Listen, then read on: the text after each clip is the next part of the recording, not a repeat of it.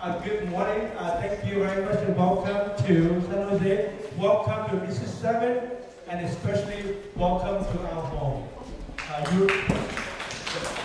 It is here though, and everybody we a year and 3 months ago we were opening this center here, and that's the whole point. To have a home to meet.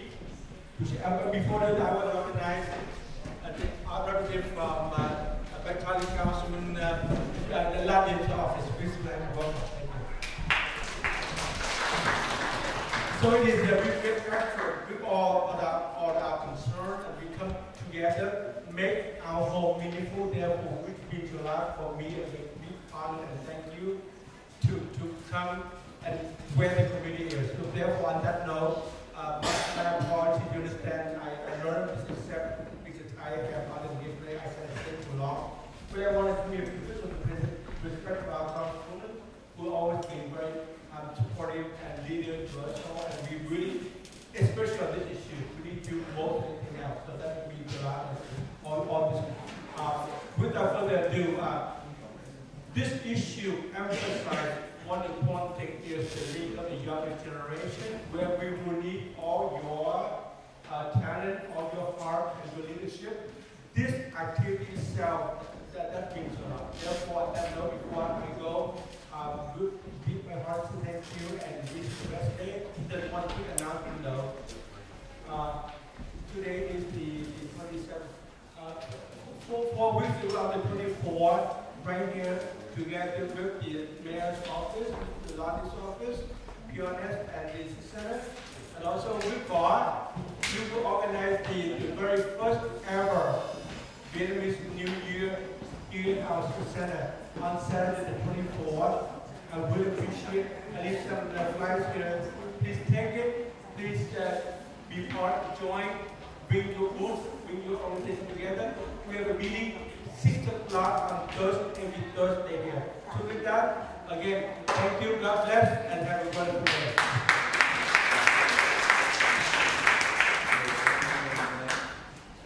Well, thank you all for being here on a Saturday morning. I'm excited to help kick off this first panel. My name is Dina Vo. I'm a member of the Vietnamese American Organization, also known as Pivot, and I'm so honored to be here sitting next to these two leaders of our community who are working really hard and have worked really hard around the topic of immigration. So today for this panel, we'll be talking about alien-based immigration. Before I introduce my guests, I'd like to frame the conversation for everyone. We will do a quick introduction of the guests, and then we'll get an update from the Congresswoman about the federal policies and climate that we're experiencing now as it relates to alien-based immigration. And we'll keep up some questions towards to the Congresswoman. She has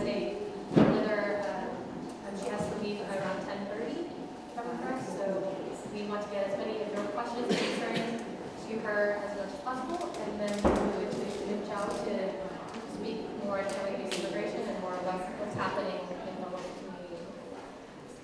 So with that, I would like to introduce.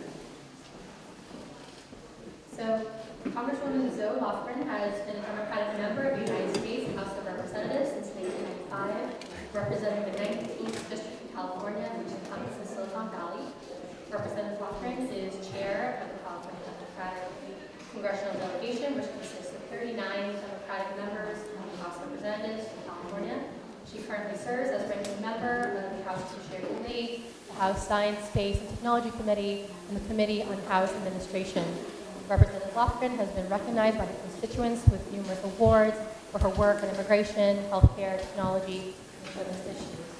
So welcome, Congresswoman. Min Cho-Myung had first joined the Asian Law Alliance, ALA staff, in 2013 to provide representation in naturalization, DACA, and other immigration issues. In law school, Min Cho was co-chair of the Asian Pacific American Law Student Association. She participated in the domestic violence law clinic, interned at the U.S. Attorney's Office, served on the Bolt Hall Admissions Committee, and extern for Judge Lucy H. Ko.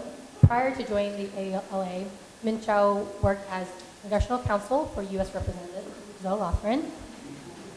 So this is a very nice reunion for you both, I'm sure. She received her bachelor's from the University of California, Berkeley, and her JD also from the University of California, Berkeley. So welcome, Michelle.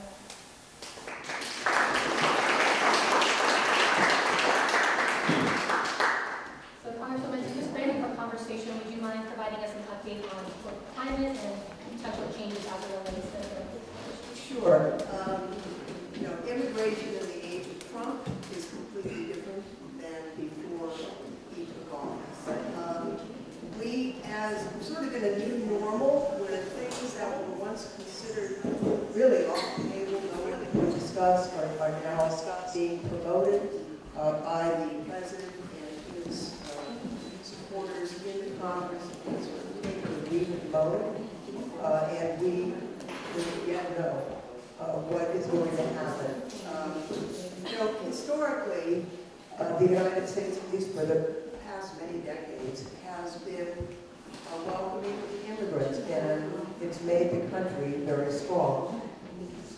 We made a mistake in 1924 when we did severe limitation on immigration. Some economists believe that that contributed to the Depression in the United States, but in 1965, there was a system put in place that basically, we've made minor revisions, but the framework continues to this day, which is basically, if you're an American citizen, you can petition and have your parent or your spouse, your minor children come in and join you here without limitation on numbers. And if you have adult children, siblings, you can petition for legal permanent resident, you can petition for spouses and adult children, and also for siblings. We've had a refugee program that is separate, but yet very important to the country, and something called the Diversity Visa Lottery, which was initially put into place by Peter Rodino and Ted Kennedy because they were afraid that Italians and Irish wouldn't come. And it turned out that Irish and Italians did come, at least for a while, not so much now.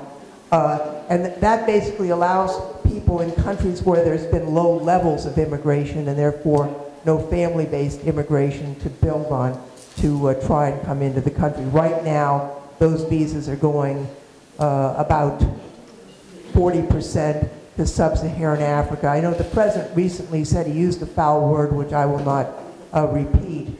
I said, why don't we get more immigrants from Norway? Interestingly enough, Norway is part of the diversity visa program right now. They just don't want to come to the U.S., along with some other European countries. Okay, fast forward to Donald Trump. You know, you will know who you are. There's an old phrase in Spanish, which I don't speak, by who you walk with. And here is who he is walking with in the White House. He has the primary advisor for immigration is a guy by the name of Stephen Miller, who most people had never heard of before the last few months. He is a former staffer for now Attorney General Jeff Sessions, who was in the U.S. Senate. He is, and has for a long time, had very restrictive views on immigration, and in my opinion, views that are very obviously reflective of the point of view that only people who look like me, nobody who's Asian, Latino, African should be coming into the country. And he's very adamant about this, and he is apparently very influential in the White House.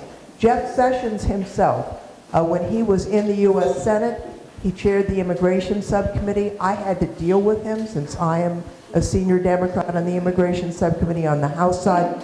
To say that he is anti-immigrant is to understate the matter in my judgment. He's really impossible to deal with. And Gene Hamilton, who is a senior counselor at the Department of Homeland Security, actually he's just moved over to the Department of Justice. He also was on the Jeff Sessions team when Sessions was in the Senate, and again, is quite anti-immigrant. We also have staffers from Senator Grassley, who has a very restrictionist immigration views. He's the chair of the Senate Judiciary Committee. And the immigration staff on the Republican side, on the House Judiciary Committee, are very restrictionist. There's these anti-immigrant groups that have these great names, you know, Numbers USA, and they're very much tied into those groups. So these, if the president is relying on these individuals for his vision how to move forward, I think the country is in for quite a rocky ride. Now, this all came to a head recently, actually not that recently, when last fall, the president decided to pull out the rug from a group of individuals called Dreamers. And that name comes from a bill that was introduced that essentially was the DREAM Act. These are young people who've been brought to the United States by their parents. They didn't have a choice. And they've basically grown up in the United States, but they don't have any legal status. I've met hundreds of these young people. And, you know, some came older, some came as infants. I've met people who didn't realize they were not, in fact, a United States citizen until they went to go apply for a driver's license, and they found out, much to their surprise, that they were not legally present in the United States. President Obama did something that Democrats in the House had urged him for years to do, which was to grant something called deferred action, which has a long history in law. Eisenhower did it, Reagan did it. I mean, use this tool, and when you give deferred action, you can provide work authorization. So that's what the president did, and it's a temporary provision, but it allowed these young people to stop looking over their shoulder to get to work, go to school freely. It was really a very important step for them. One of the first things the president did was to yank that rug and repeal it, but to make it effective on March 5th.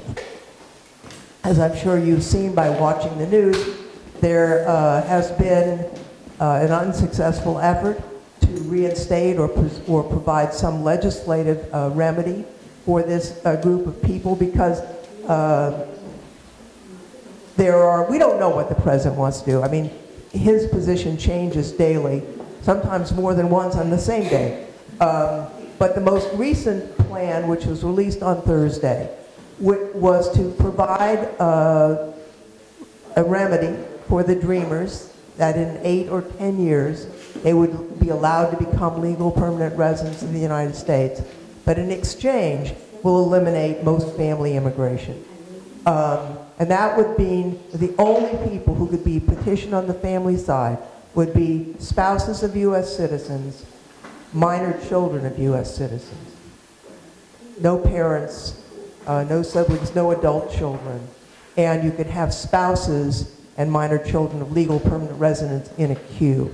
Now, I'm not going to support that. I mean, that can't be the future of the United States. And so we are at loggerheads now. Interestingly enough, they canceled most of the votes for next week. The only thing that we're looking at probably is the State of the Union address. And the following week, there's just 2 days that we're in session, and then time's up. So on the continuing resolution. I don't think there are any Democrats who have indicated a willingness to agree to the president's proposal.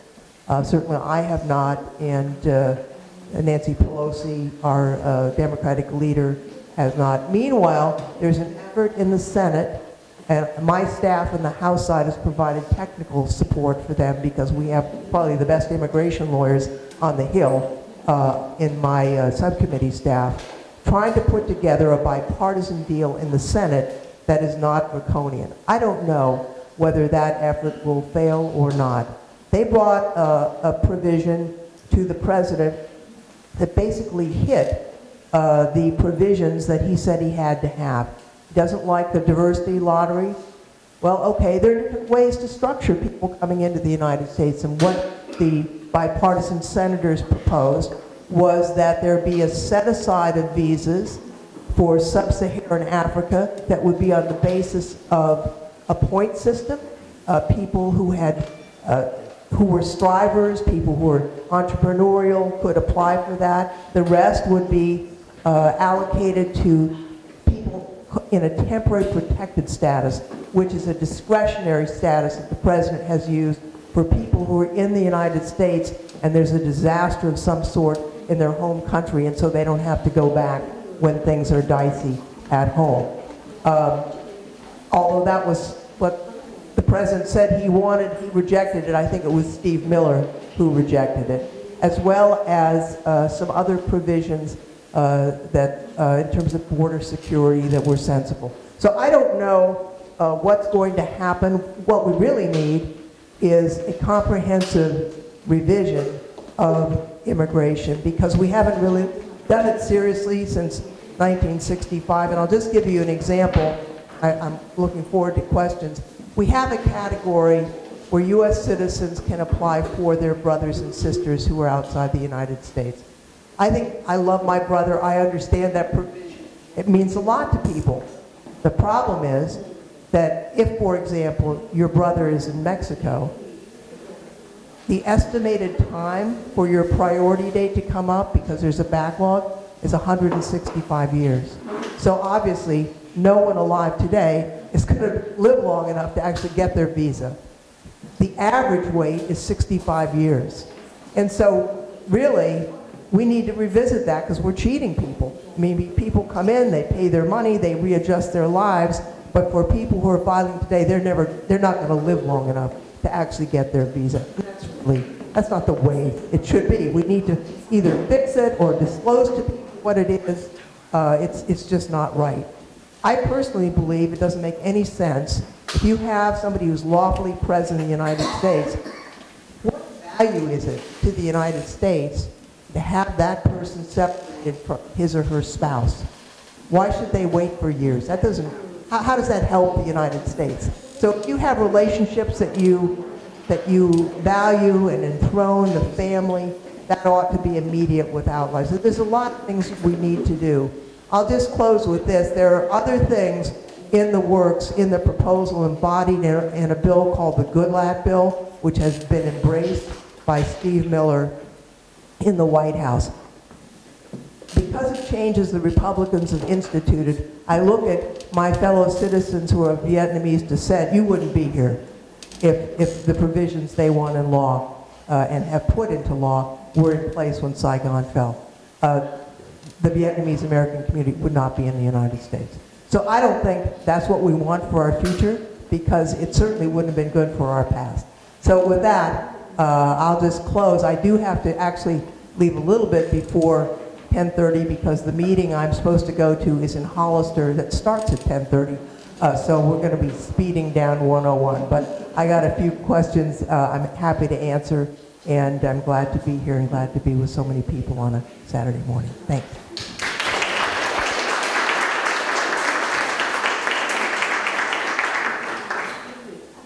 I'd like to open up for questions from the audience. Does anyone have a question? I can come by with the microphone if anyone has a question right now.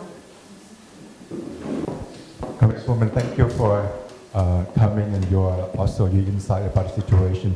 So the question is, I guess a few days ago, the Congress and the White House trying to pass the budget, and at first the Democratic leadership sort of trying to hold on and saying that, well, we will not agree to pass until the president, given situation deal with DACA and immigration issues and like that.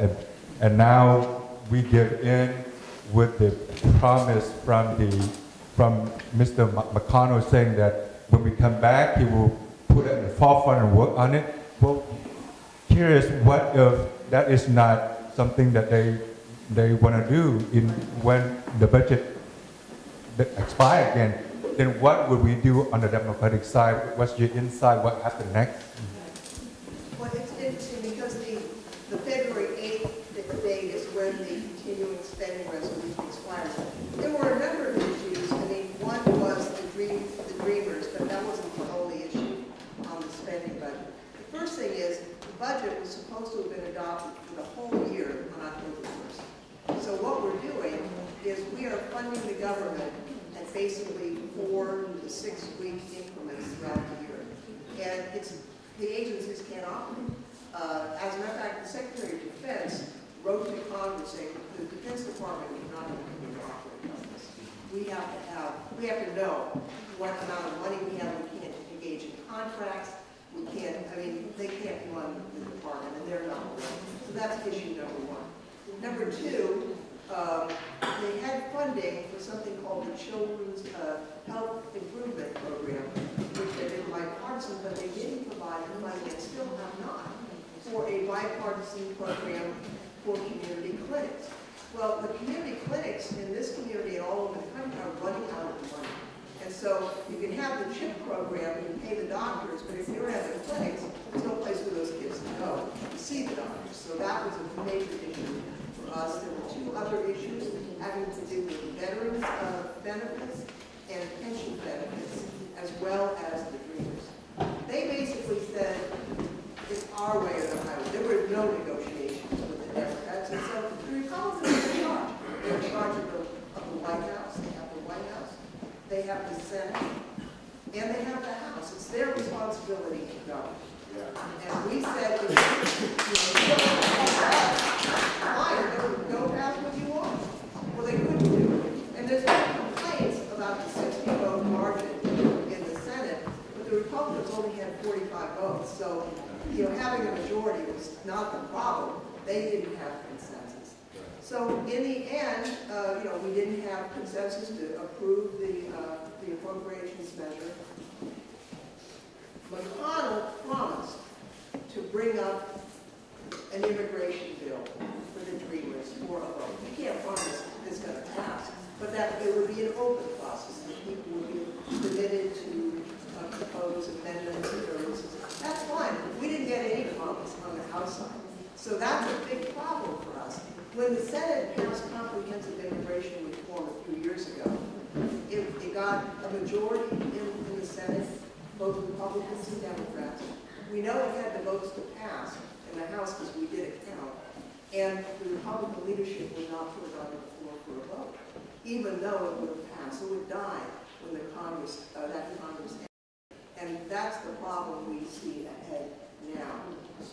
The Speaker Ryan has said he won't put anything on the floor unless a majority of Republicans are for it. Well, that's not the way the Constitution, that's not in the Constitution. Is there a majority to pass a bill? We know that there are several bills that have been introduced that are bipartisan. None of them is perfect. All of them pass the House, but it might not be a majority of Republicans. It might be 40% of Republicans. So that's the situation. I wish I knew what's going to happen on February 8th. I don't. Can I say before I go off how proud I am to represent you? When I go back, I'll be thinking about all of you and how fortunate I am to have such enlightened, interested, and really idealistic and patriotic members of this community. It's really an honor. Thank you.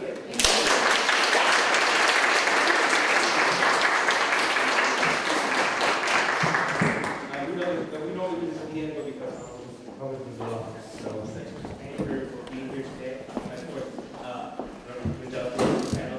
There's a lot of information shared. We want to thank you for being here today. And I know you'll be rushing off.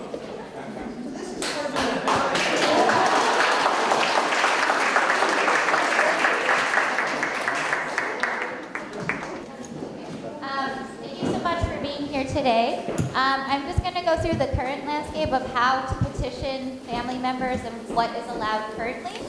So if you are a U.S. citizen, as Congresswoman Lofgren mentioned, you can actually petition your parents, you can petition spouses, you can petition your children, either whether they're married or unmarried, whether they're over 21 or under 21, that doesn't matter.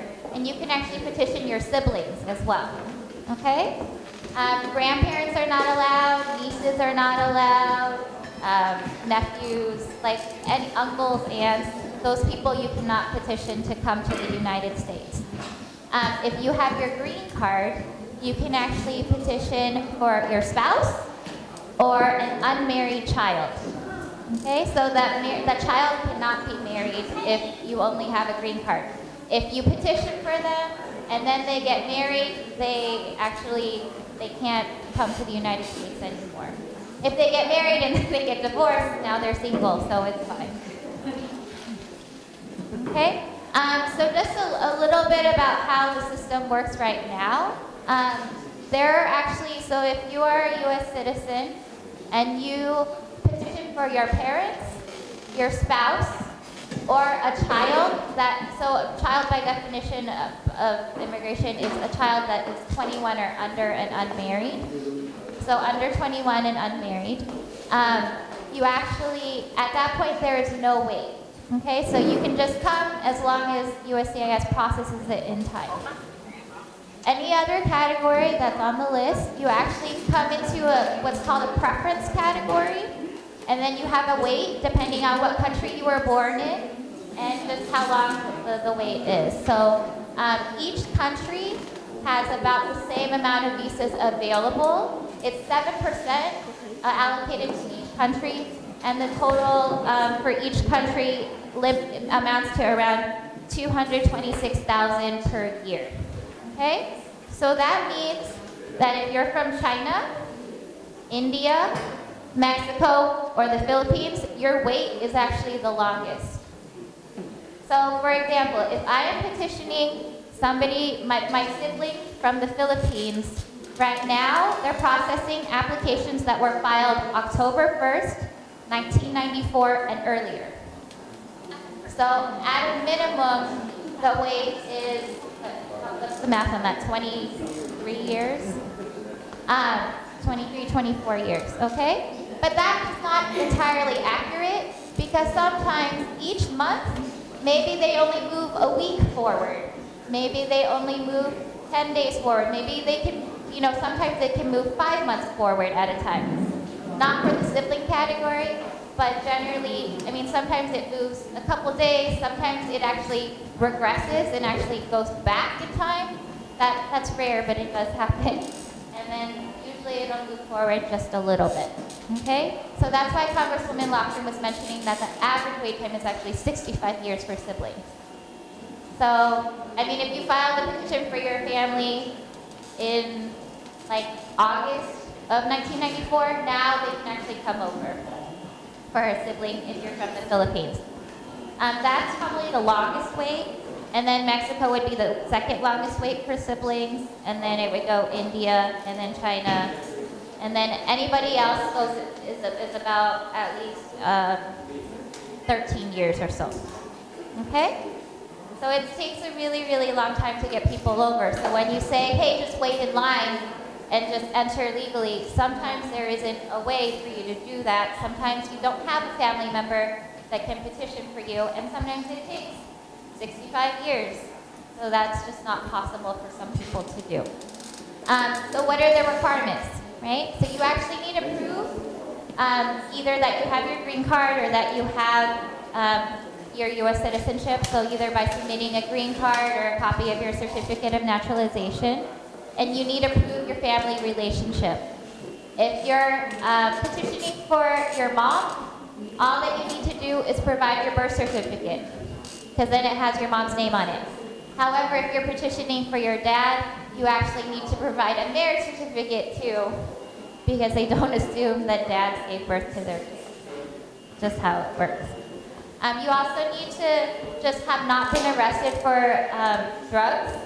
Okay, you can't have previously been deported. You can't have really bad crimes, like you can't have committed murder.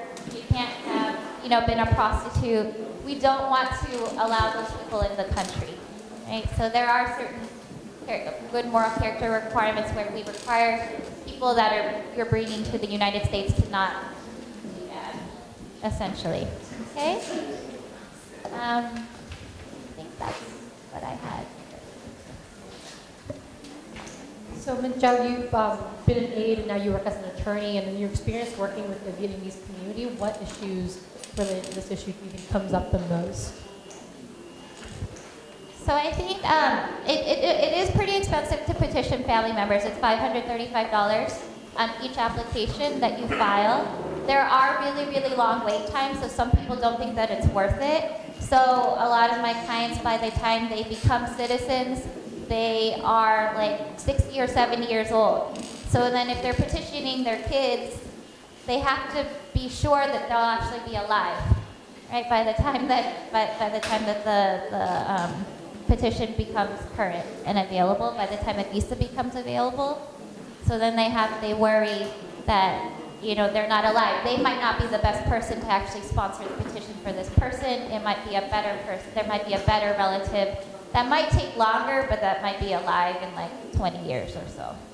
And also, a lot of people don't know that if you come here on a fiancé visa and you do not get married to that person, you actually have to return to your home country. They think that, you know, oh, I can just get married to somebody else and get a visa through that person. That is not the case. So I have a client who came in, her mom actually came in on a fiancé visa when she was like 2, so she came in with her mom. And then her mom never married the man that petitioned for her. And now she's supposed to go back to, they were supposed to go back to their home country, but they never did. So now her dad wants to actually file a petition for her biological dad, but she's stuck because she incurs the same fate as her mom. So her mom, she has to suffer the consequences of her mom's actions.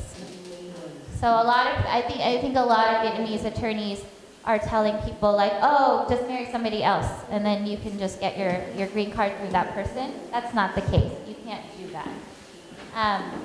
You know, and then a lot of people are going to agencies where they're just giving them their money, or like people in their neighborhood to file their paperwork, and then nothing happens. So I had a client last week who gave $2,000 to petition for her daughter 8 years ago, and then nothing. She never got a receipt notice, never got anything, so they just stole her money, and she never followed up. So it does really matter that you go to a licensed attorney, and I mean, our services are free, so if you would like to go to us, you can go to us. We charge at most $10, but most of the times we waive it. So if you know, you can go to us as well, or a bunch of the agencies that are on this list of resources that you have in here. For those who may not be familiar with the ALA, could you give a quick synopsis about what the organization does and the services it offers? So Asian Law Alliance was founded in 1970s.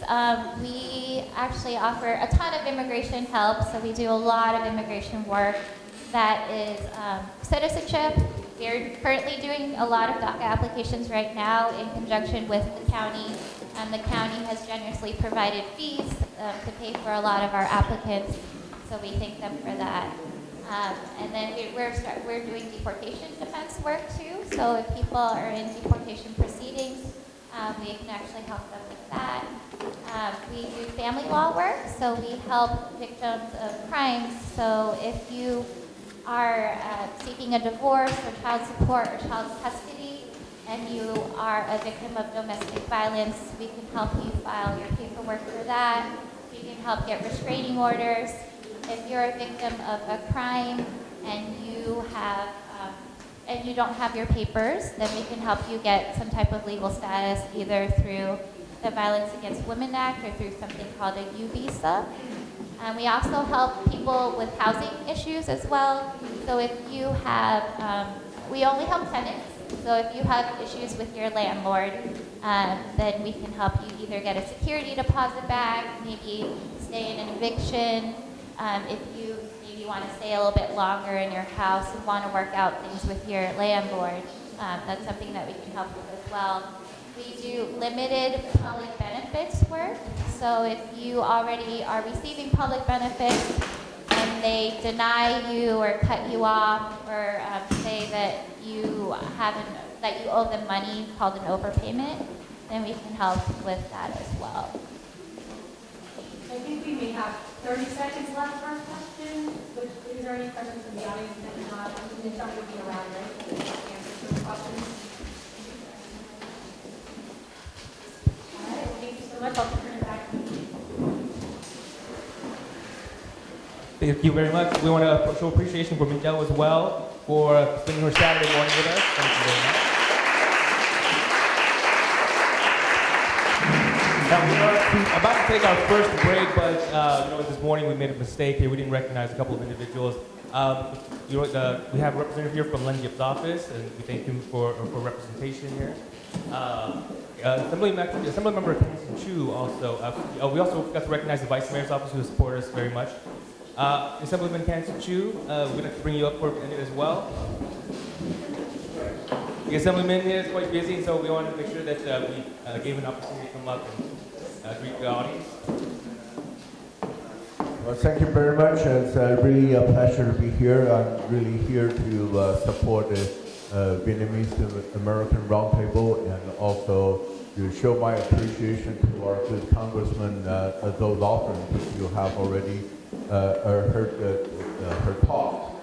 She talked about what we always consider as the Family Reunification Act that started back in the '65, as you mentioned. Now, our president wanted to change the terminology to be a chain migration.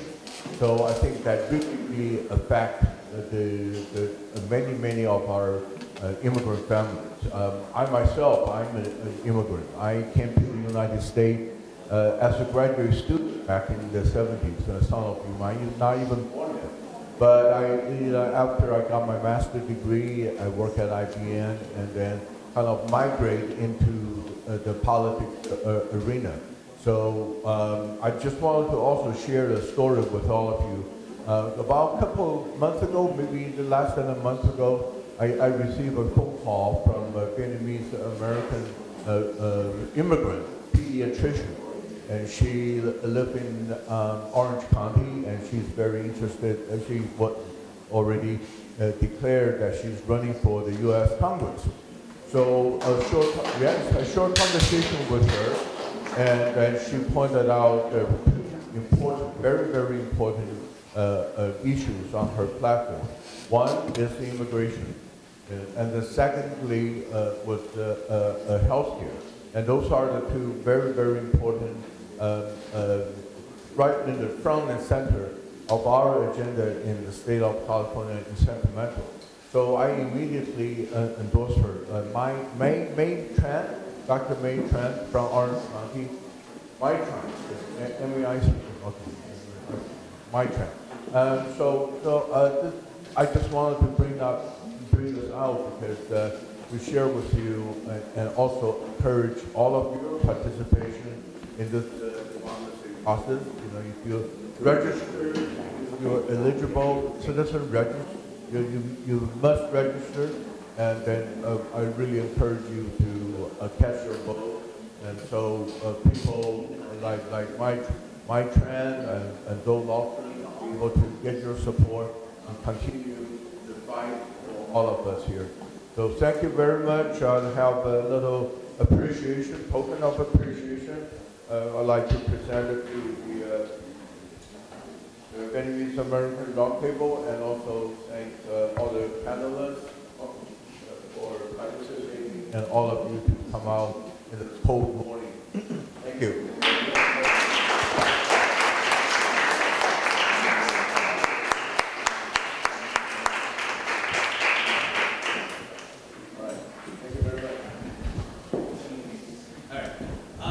Really quickly as well, this actually came as a bit of a surprise. We didn't expect this, but to be honest, this certificate, the efforts here done today were by volunteers, by our partner organizations. We just help provide a venue, so we appreciate the Assemblyman's recognition, but the recognition should belong to all of our staff and volunteers. We also have our coffee ready, so get your coffee, enjoy yourself, and then we'll be back in about 5 minutes. Good morning, ladies and gentlemen. My name is Hawaii, and I'll be your moderator for panel 2. I am a volunteer for VAR and have been for the last couple years with several events, and it is my honor today to be representing our first panelist, Beth Chance, who is from the Santa Clara County of Public Defender's Office, and she's been there for the last 3 years as the immigrant resource attorney. And our second panelist is Dr. Tu Quach from Asian Health Services, which is a federally organized health center that serves over 28,000 patients in Oakland. So without further ado, I'd like to give the microphone over to Dr. Beth Chance, and she'll get on with the.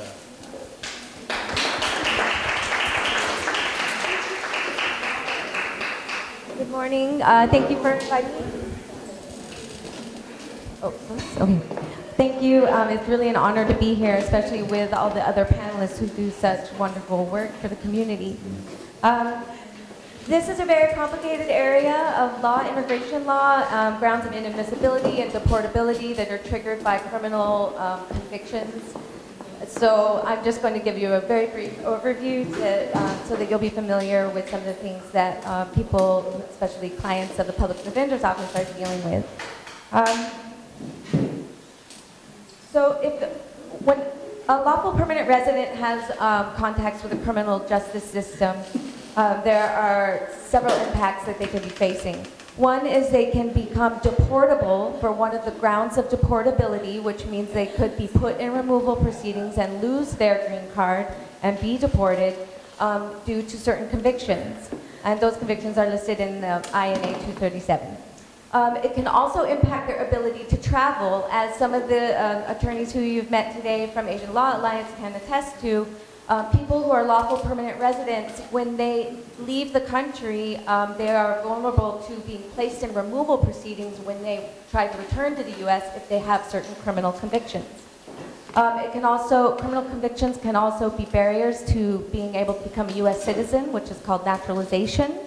And it can also prevent U.S. citizens from being able to petition for family members, certain convictions. And so even for people who do not have lawful permanent residence, contacts with the criminal justice system can create severe barriers for them in their ability to immigrate in the future, in their ability to get relief if they're placed in removal proceedings, things like political asylum, U visas, special immigrant juvenile status. Those things can all be impacted by your criminal convictions. And also, it can make you a heightened target for ICE enforcement if you have criminal convictions and you don't have lawful status. Sorry. So when we talk about criminal grounds of removal, there's two ways to get into removal proceedings. One is if you're deportable, and one is if you're, like, for as a common example, for someone who has a green card and is trying to come back to the U.S., they can end up in removal proceedings because they're inadmissible. So those are two terms of art that we see in immigration that are impacted by criminal convictions. So both either being deportable and inadmissible can land a person in removal proceedings. In general, your deportable, grounds of deportability are something that a person with status would be concerned with, and grounds of inadmissibility are things that someone who's seeking status or seeking to return to the U.S. would be concerned with. So different types of convictions can make you deportable, and different types of convictions can make you inadmissible. There's no one-size-fits-all rule. There are different rules for each category. And so, as I mentioned before, inadmissibility matters when you're trying to immigrate to the U.S., inadmissibility matters when you leave the U.S. and you try to return. We have some mutual clients who have been long-term lawful permanent residents and went home to visit like the home country and then ended up in removal proceedings when Customs and Border Patrol detected their convictions when they were coming back at the airport. And so then we have to work together to try to make them not inadmissible to get them out of removal proceedings. So in general, and again, these are very general categories because each one of these categories has a whole body of law to define what is each of these types of convictions. But in general, things that make a person deportable are a conviction for any controlled substance conviction. So any drug conviction in general will make a person lose their LPR status, possibly. Also, crimes involving moral turpitude, which are things such as theft or anything related to fraud, those can make a person deportable, those types of convictions. Any conviction for a crime of domestic violence will cause someone to be placed in removal proceedings. Any crimes against a child, violating protective orders, stalking, any firearms offense, and anything that immigration law considers an aggravated felony. So briefly, controlled substances offenses can make a person lose their green card. Any controlled substance offense, possessing paraphernalia, being under the influence of a drug, things that we would consider to be really minor misdemeanors at the public defender's office can cause a long-term lawful permanent resident to lose their green card. There's only one exception for this ground of deportability, and that's for simple possession of less than an ounce of marijuana, and that's only if it's the first conviction. But any other drug conviction makes a person deportable. So, as I mentioned, it doesn't matter if it's a misdemeanor, and it doesn't even matter if it's an infraction. It can make you deportable. Crimes of domestic violence, it could be a misdemeanor crime of domestic violence, and it could make a long-term lawful permanent resident deportable. Violating protective orders, it could be a civil restraining order if it relates from a domestic violence type case. If a person is found to have violated that, they will be deportable. And that this is one ground of deportability that doesn't turn on having been convicted. So a civil finding by a judge, like in family law court, if it's a domestic violence protective order and the court finds that the person violated it, they could be deportable. Crimes against children can also be misdemeanor crimes that can make a person deportable. Child abuse can make a person deportable, or child neglect or abandonment. Gun convictions can make a person deportable, and a lot of those are also misdemeanors. And then, as I mentioned, aggravated felonies. And this term in immigration law is a bit of a misnomer because immigration law turns on the federal definition, and we have a lot of state misdemeanors that could be considered aggravated felonies for immigration purposes. So no one should assume that just because something is a misdemeanor that it couldn't be an aggravated felony. And one really good example is now with our liberalized marijuana laws in California. Cultivation of marijuana is now a misdemeanor in California, but for federal law, that is an aggravated felony for immigration purposes. And an aggravated felony is the worst possible conviction that an immigrant could have. If you're a lawful permanent resident and you're convicted of an aggravated felony, you are ineligible for almost all forms of relief from deportation. So you have almost no defense to deportation if you're convicted of this really minor misdemeanor of growing marijuana. Other common aggravated felonies that we see are people who have been convicted of a crime of theft and they have a sentence of 1 year or more. We see those convictions a lot in the public defender's office where people maybe have a charge of grand theft, which is stealing a certain value of property can make it be a felony. If that person ends up with even a 1 year suspended sentence by the court, so they never even served the sentence, but the court suspended it, that's an aggravated felony for immigration purposes. So now to compare some of the grounds of inadmissibility, the things that make a person unable to immigrate. So a U.S. citizen family member trying to petition for another family member, that family member who they're petitioning for needs to be admissible. But if that person who they're petitioning for has certain convictions, they're not going to be able to immigrate even though they have this U.S. citizen relative petitioning for them. So grounds of inadmissibility are, again, any controlled substance offense. So any of those marijuana offenses that are now misdemeanors in California would make it impossible for someone to immigrate.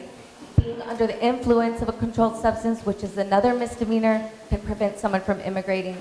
And this being under the influence of a controlled substance is one you see a lot sometimes, the police, when they encounter people in the public, if they think they're under the influence and they arrest them.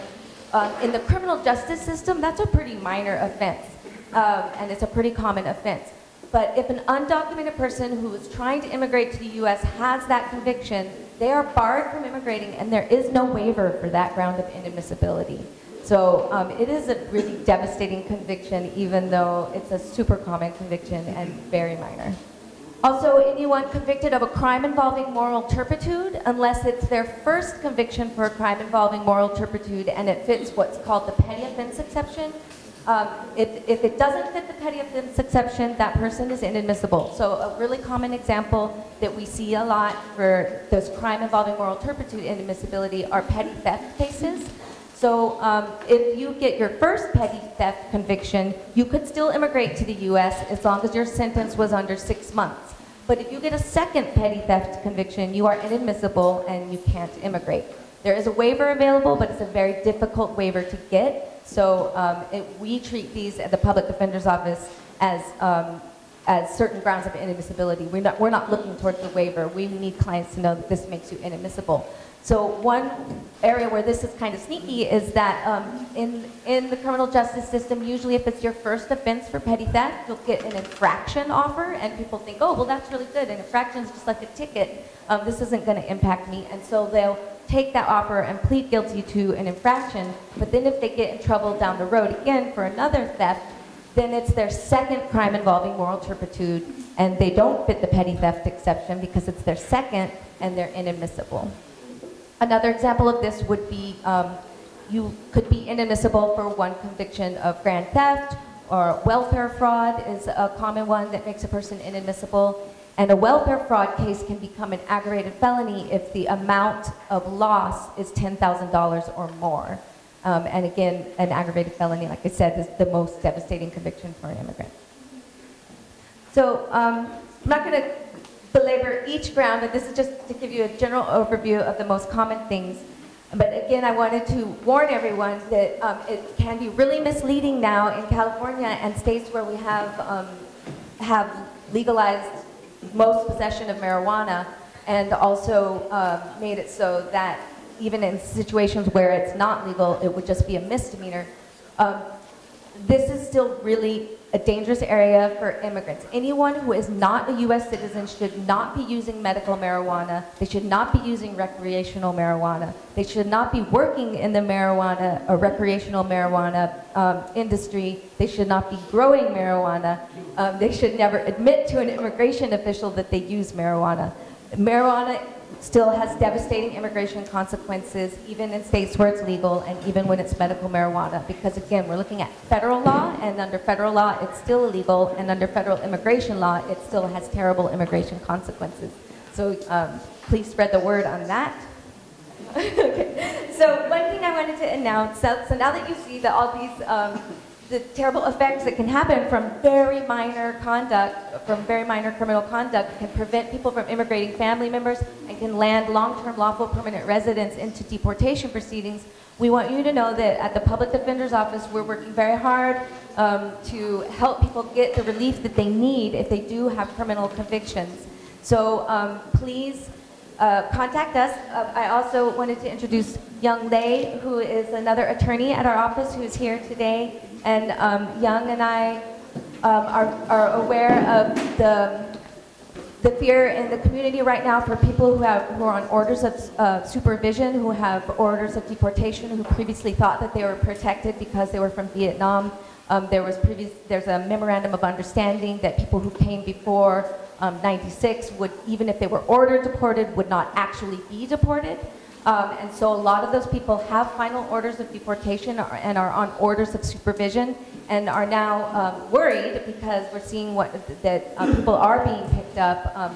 A lot of Cambodians, the Ninth Circuit just issued a stay yesterday to prevent the removal of a lot of Cambodians who had final orders of deportation and who are on orders of supervision, and now are trying to reopen their removal cases, and because they're trying to get post-conviction relief, or because some of the laws have changed that would favor them now.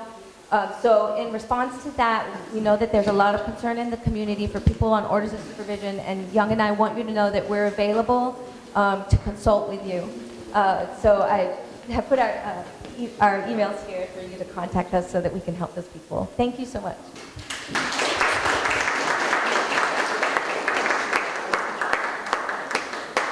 Good morning, everyone. It's really nice to be back home. I actually grew up in San Jose and actually graduated from Silver Creek High School, so it's really, really nice to be back here.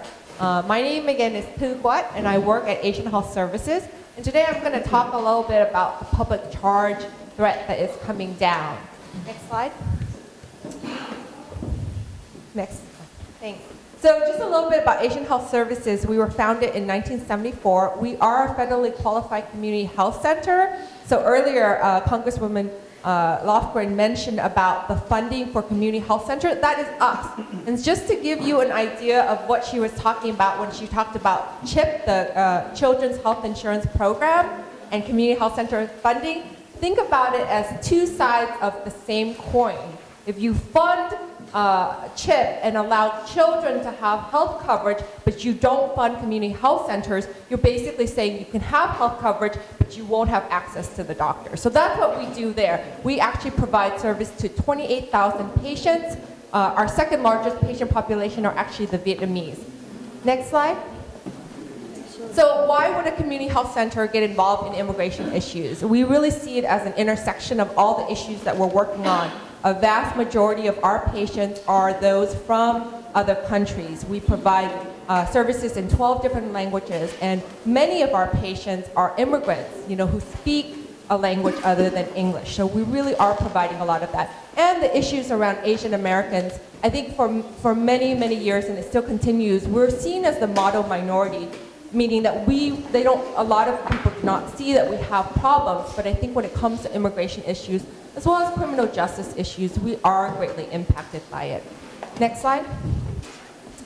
So, since this administration has taken office, we have seen a lot of anti-immigrant narrative that's been going on. Jeff Sessions, before this administration took office, he had put out a handbook around how to deal with immigrants. And what we're seeing now is all of it playing through. So I put a link in terms of some of the sort of his handbook, sort of his playbook about how to address immigration issues. And if you get a chance, I highly encourage you to read it. But it really is about going after undocumented, but it also focuses on legal immigration. And that's where I wanted to talk about today. And then more and more we've heard the current president mention things around welfare reform. And those are big ticklers for us about what that means.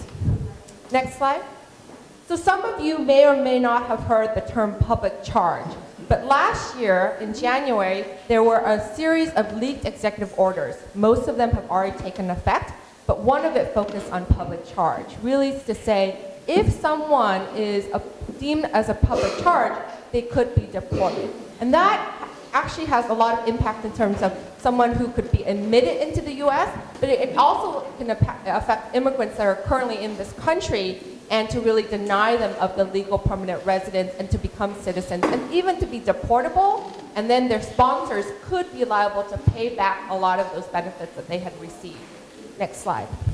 So I wanted to go into public charge a little bit more. Public charge is a law that's been around for a while. It really is referring to someone who is likely to become dependent on government assistance for their subsistence. So when does it apply? It mainly applies, actually there's two periods in which it applies. So when someone is allowed to come into the country, first what they do is they look at whether you're going to become a public charge. Are you going to be independent and be able to support yourself, or is your sponsor going to be able to support you? And then the other time is when you, after the 5-year and you're applying for citizenship or even for the legal permanent residence, they could say, hey, is this person a public charge? So those are the things that it really affects. Now, it does not apply to people who are refugees, asylees, and some of the other ones I listed here. And there's, it's not just about what public benefits they use. There's a series of other things they look at. But it's very concerning because most of it does focus on some of the benefits that an immigrant could use. Next slide. So the history of public charge is an interesting one. Like I said, it's been around for about 100 years. Yet in 1999, and I want to back up a little and say that, while it's been around, it's really about how it gets applied. So during the Clinton administration, in 1997, welfare reform was passed. So during a Democratic administration, welfare reform was passed. And what they focus on is how immigrants are draining the resources in the US. And it was very concerning. And actually at Asian Health Services, we actually faced one of that. So we, again, are a health center. Many of the patients we serve may be on public assistance. And we sign many of them up for things like Medi-Cal. In this situation, we had a patient who was pregnant, and we signed her up for Medi-Cal, and she delivered her twins. She's from China. Years later, she goes and travels to China and comes back with her twins, and they stopped her at San Francisco airport. And they looked up her files and said, wait, so how did you deliver your kids? You used Medi-Cal. You're an immigrant. You need to pay back $40,000 right now or not be allowed to enter the country. And so what happened was she actually left her twins with her mom here and returned to China and had a criminal record on her. And we found out as soon as it happened that they were doing these sting operations at San Francisco airport, at places in Florida, on issues on Medi-Cal, on Head Start, and some of the other benefits. So many of us gather together and work with national organizations to really push back and say, how are you interpreting these laws? What are the sort of the field guidance on it? And it really changed so that in 1999, the Department of Homeland Security released field guidance. So field guidance, it doesn't mean that it's codified into law, but it's just a field guidance that, things like, cash assistance and long-term care would put you at risk of becoming a public charge. But things like Medi-Cal, food stamps would not. So that's what we're operating on right now. However, we're hearing something very different, that they're changing the way that they are enforcing these laws. So as soon as they change that and say, well, now we're going to see that Medi-Cal, that food stamps will put you at risk, that means that many of the immigrants that have been on these benefits could be at risk for not getting the legal status they need, or being deportable and their sponsors being liable to pay. So it's very concerning for us. Next slide. So I wanted to show some of the data just to say that why does this issue really matter for our community? This is data put out from aapidata.org. It's really great data, but it's pulled from the Department of Homeland Security. And so for the number of people that they actually become green card holders or get to be legal permanent residents, they're the same thing. You can see that at the very top, the red, are those from Asia, meaning that if this thing passes, it's going to disproportionately impact Asian Americans, and something that we really have to be concerned about. And why I bring this up is often when we talk about immigrant rights issue, people think it's a Latino issue. It's not really an Asian American issue, and I want to say it is very much of an Asian American issue, and we should be very concerned. Next slide. In terms of the Asian countries that are given the most legal permanent residence, like that are admitted in, you can see that Vietnam falls on I think the 4th category. So this really could impact the Vietnamese American community. And this is all online, so if you look at aapidata.org, you can see a lot of these charts on there. So what are we worried about? Next slide, sorry. I think what we're seeing within our clinic are the chilling effects. As people are hearing this, even though nothing has changed, I want to be really clear that nothing has changed right now, we're already seeing a lot of our patients being very afraid of going in to see a doctor, of signing up for Medi-Cal, even though they're entitled to right now, of using things like food stamps. And that the people at greatest risk are probably those who are less than 5 years. So in California, it's very interesting in that, normally federally you're barred from using a lot of these benefits in your first 5 years. But in California and certain states, we would use state funds to be able to give people the right to be on Medi-Cal, to use food assistance. And partly because we know that the health impact is really great and they need a lot of these, and it really saves a lot of cost. But if people are afraid to use this, or if they're using it but it puts them at great risk, like the way it did with our patient that was stopped at San Francisco, we have a great concern right now.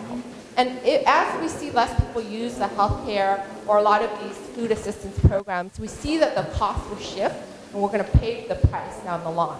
So it's been a great concern for us. Next slide. So we are right now getting word that that this change could come down, that it could come down as quickly as next week. What it means is they'll propose the rule. There is an opportunity for public comments if that comes through. So today I wanted to give people a heads up so we can really mobilize. If this does come out, that we all speak out against it, because there is a period right there. Also, we've been working with Assembly Member, some of the Assembly members to really think about a state law that can mitigate some of the risks that many of our immigrants would be placed into if this does get passed. And then the other strategies that we're considering to really mitigate the risk. But I think first and foremost, we really need to fight this at the federal level. And I think that's all I have.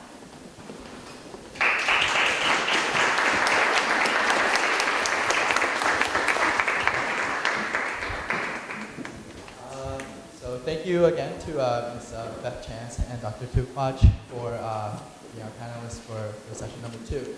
The whole purpose of this session is to sort of go into detail about the differences between disability and portability. And for a lot of the members of the Vietnamese community here, with the new immigration policies that are being passed, people need to understand what makes you deportable, or what are the different crimes that you could be deported for. And so the whole reason why we brought this up is so that you guys can understand the areas that are so I just wanted to ask the audience here if you guys have any questions for our two panelists today. I know that ICE was picking up Cambodian and Vietnamese people with violent deportation orders and current check-ins. Are they still doing that, and are those people being held? Is the number growing? I know it was 95. Is that number growing? Oh, we haven't heard that number growing. Maybe someone else has other information. And as I mentioned, it wasn't the next week. It was a federal judge in Southern California just issued an injunction saying that the people who were the Cambodians that were picked up by final orders, that they should not be removed until they have an opportunity to try to reopen their deportation cases. And the reason is that in immigration law, every time we have a new decision from the Ninth Circuit, for example, someone might have a new defense to their earlier deportation. So maybe something that was considered an aggravated felony when that person was ordered deported is no longer considered an aggravated felony. So that change in law might give that person an opportunity to go back and reopen their removal case.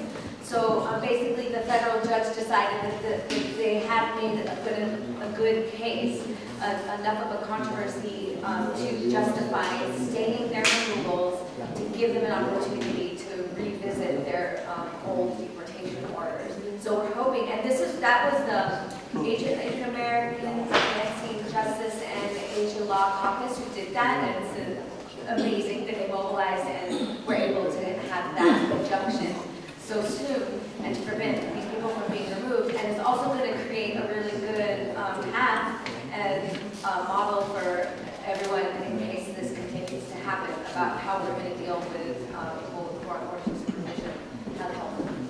I just want to add that I think that there are concerns because while there have been class actions for the Cambodians, the Vietnamese are still being picked up. A number of them have been deported, and even among our patients, when they're coming to see the doctor, moms are scared because we're hearing another round of pickup. So I think we still need to be on high alert on these issues.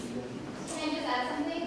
We did hear from the Asian Law Caucus as well that people who are coming in October for final check-ins and they're asked to bring their travel documents, they still haven't been deported yet. So if they are getting like orders or removal, like it's not as fast as I think people are thinking. So their strategy is to reopen on every case. Are these being released from their check-in, or are they still? So they're being released. Actually going to go over that in the third panel, so I'll discuss that. You can save your questions for them so that they can actually answer questions on their topics. So this question is for Beth. You mentioned there's a lot of grounds for deportation, including grounds of moral turpitude and so forth. As it extends to civil judgments, and I guess my question is around the Child Abuse Central Index. Are you familiar with that? Yeah, the CACI. That's something that social workers would substantiate allegations of abuse on and send to the state. So my concern is, does ICE have access to that, and whether that could be grounds for deportation? As far as I know, ICE has access to every criminal justice database. Like they can look at our Santa Clara County criminal justice database and FBI database and see what people are convicted of. And then when people are coming, re-entering the country, Customs and Border Patrol has access to databases. So I would assume that they would have access to that. So CACI is not a criminal database, it's CDSS. Would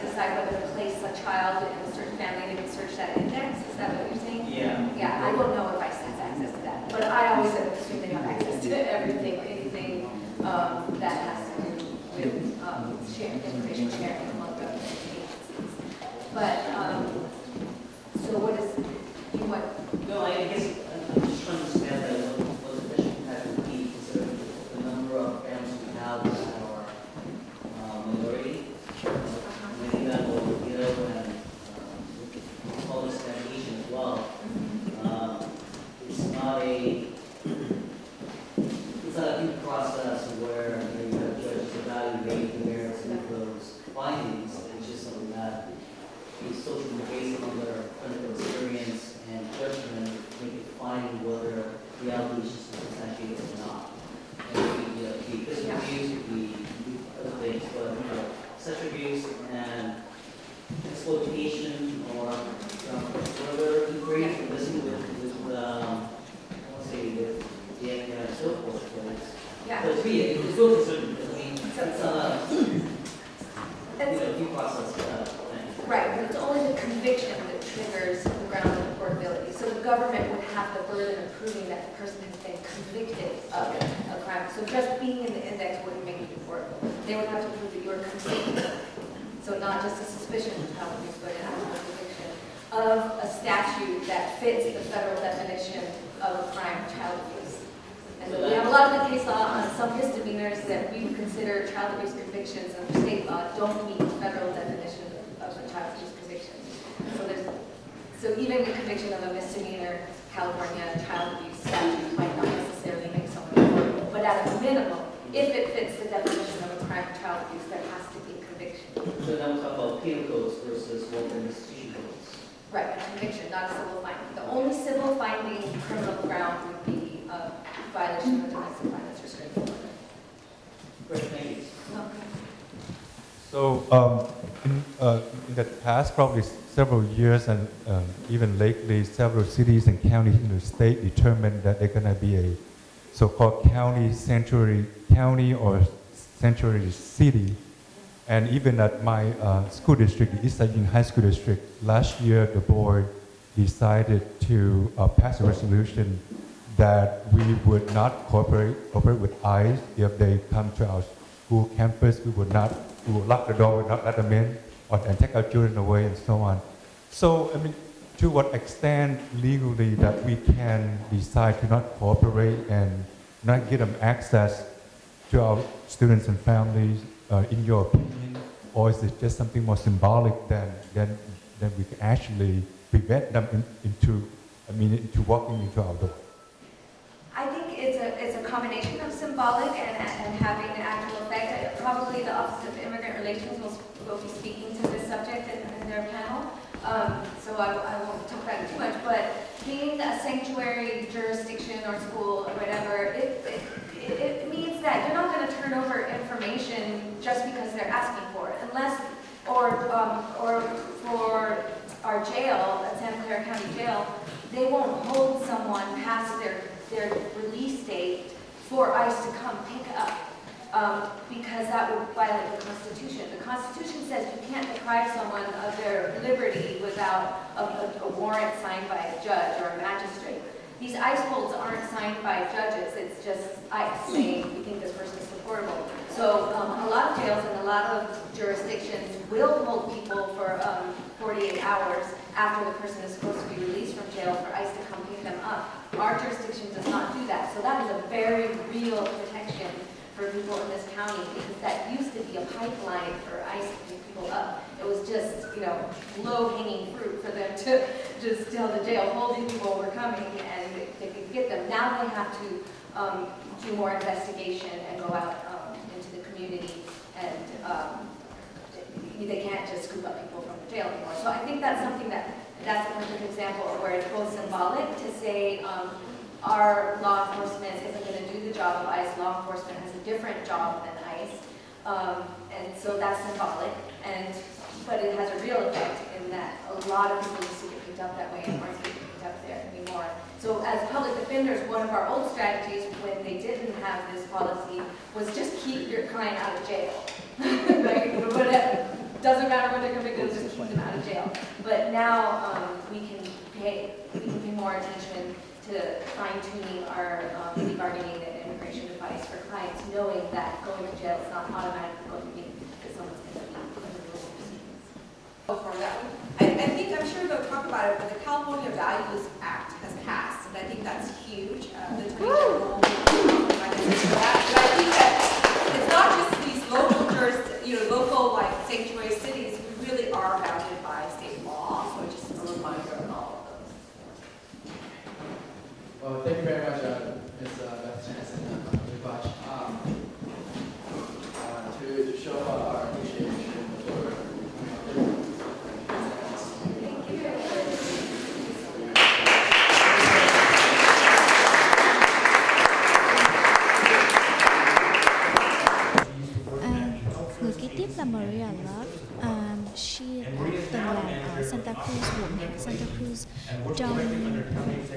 cơ quan dịch vụ và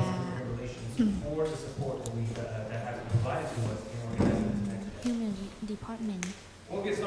Maria hiện là giám đốc của một văn phòng quan hệ di dân và đang là dưới sự điều hành vận hành của Chuck Smith.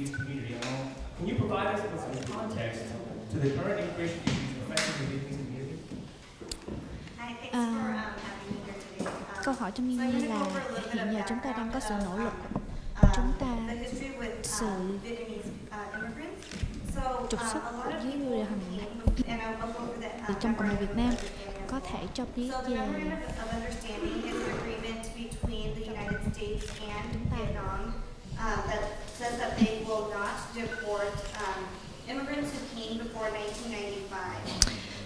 hiện giờ là những người đến Mỹ trước 1995 sẽ không bị trục xuất.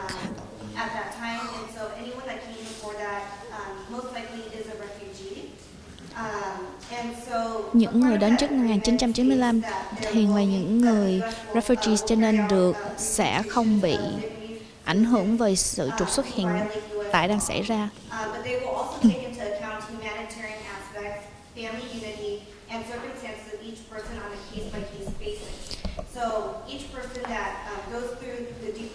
Mỗi người nếu mà phải trải qua sự trục xuất sẽ phải trải qua một điều hành là gia đình.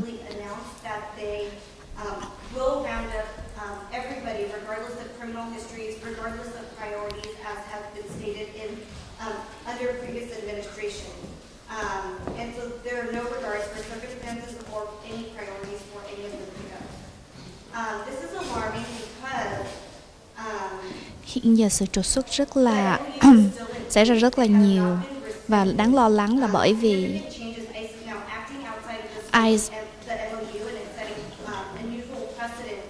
ICE hiện giờ đang hành động ngoài sự MOU.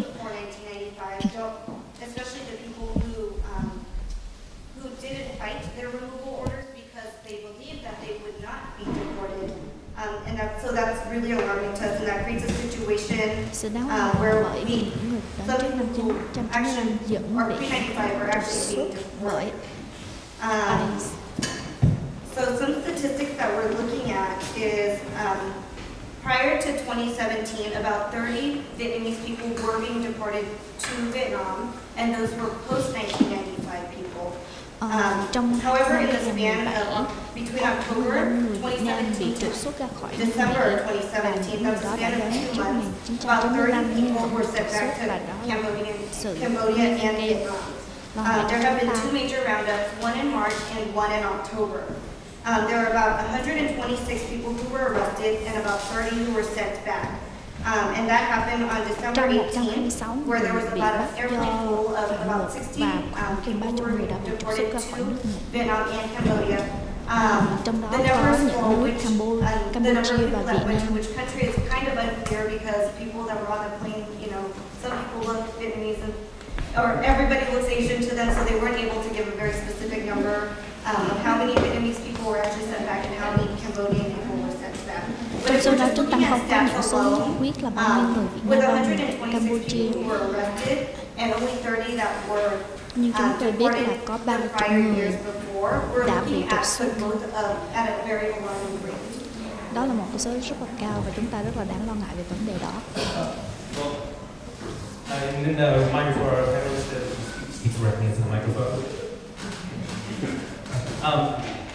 So, hearing all of this is pretty jarring. Have there been any organized efforts, either locally or nationally, to address the implications of these or broader?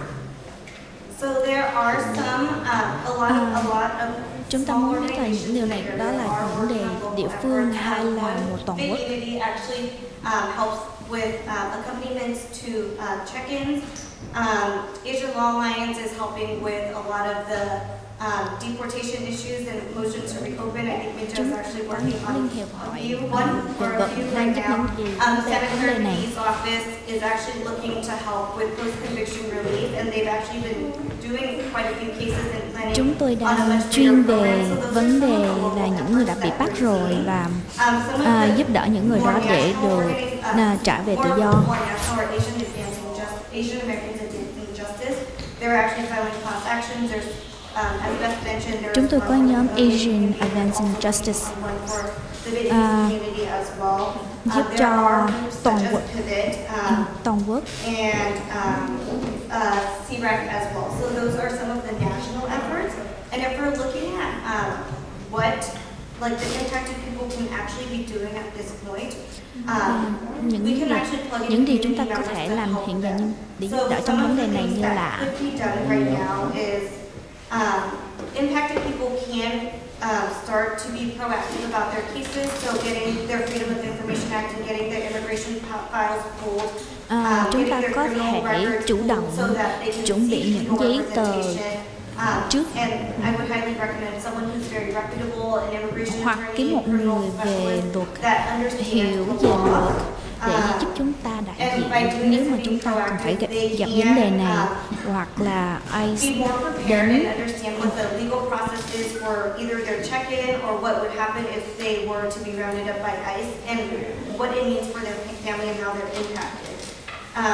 và vấn đề đó để hiểu thêm là nó ảnh hưởng như thế nào về gia đình chúng ta.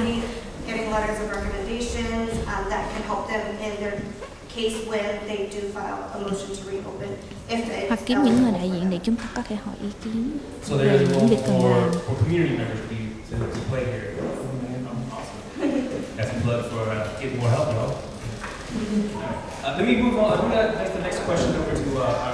Câu hỏi kế tiếp là cho Bruce.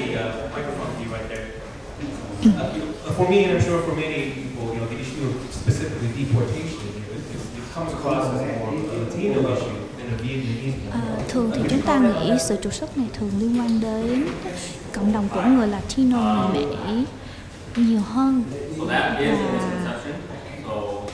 Nó thường thì không có nghĩ là ảnh hưởng đến cộng đồng người Việt chúng mình. Sau những điều chúng ta học ngày hôm nay, hiểu được ngày hôm nay, đây là vấn đề ảnh hưởng đến rất là nhiều. Because large number of immigrant families are big status, right? So when you deport one person, when you jail one person, you're not affecting that one person alone. You're affecting that family. You're affecting their wives, their husbands, and their children. Sự ảnh hưởng đó không phải của một người riêng, một cá nhân nào, mà nó ảnh hưởng đến một gia đình, người con. Các panel trên rồi lần trước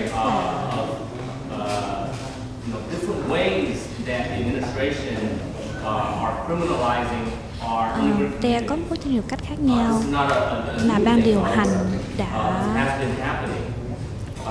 thực hiện về vấn đề trục xuất. Những người thường trục xuất là liên quan thường đẩy những người đã phạm luật.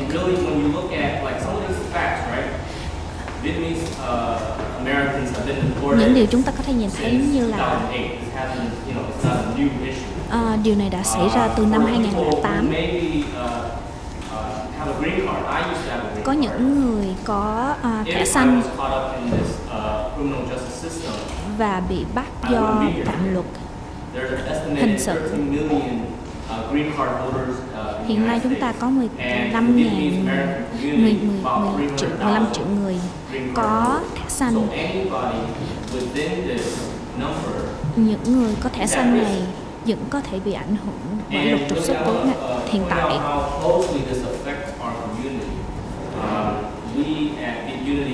Sự việc này có thể ảnh hưởng rất là mạnh đến cộng đồng chúng ta.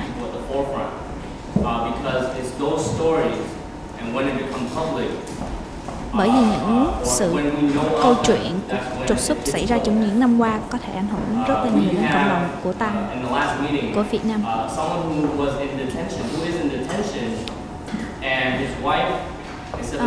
Một Thí dụ giống như là mọi người đã bị bắt. We have, brothers and sisters who are in prison right now. Trong tù. And not just brothers and sisters, but uncles, aunties, right? Hoặc là những người chúng ta biết là Who anh came em, here when they were teenagers. ba mẹ. One person came here in 1980, and by Đến 1982, đây made a mistake lúc còn nhỏ and served prison. và trong And thời when gian you còn come nhỏ out, there's people right đã now phạm that tội hành this year sự they'll come out, next year bị they'll bắt. come out, 5 years from now they'll come out, and they'll Sau khi được immediately thả be ra tried, khỏi tù or they'll live in limbo. 5 năm, This 10 affects năm, people right now, 15 năm and this affects people vẫn in the có future, and thể this has bị an khả effect. năng trục xuất hiện tại. So, my very little school friend. Tôi có một người bạn học trung When I học. first came here, I came here in 2002 when I was 12 years old. Trước khi tôi đến Mỹ năm 2002, I played basketball with this guy. tôi chơi với anh ấy. Joke around in class. Obviously, I do the homework he copied me. But as mentioned in the last panel, Trong panel he trước, got caught up. He's in anh Vietnam ấy, now. người bạn của tôi đã bị bắt và đã bị trục xuất khỏi Mỹ bởi vì tại phạm luật hình sự buôn bán ma túy. And when we're talking about ICE, right? Mimi had mentioned that ICE have been picking up ICE our families. hiện tại đã bắt giữ rất là nhiều Even người. pre-95. And why are they doing this? I believe it's an Tuy rằng những người đó đã đến Mỹ trước năm 1995. It's an intimidation tactic. It's another way to criminalize our Đó là một cách hình sự Why hold somebody when you know gây you can deport them? sự Some people make a lot of bất money an cho mọi người just to keep you in detention. với nhằm mục đích là đe dọa. Let me ask a follow-up. Obviously, a lot of these issues they don't get solved if we ignore them. So, what can we do as a community to address Có these thể issues? làm như thế nào? Với tư cách một cộng đồng, chúng ta có thể làm gì để giúp trong sự việc như thế này? Trước tiên là chúng ta cần phải hiểu biết là sự việc đang xảy ra.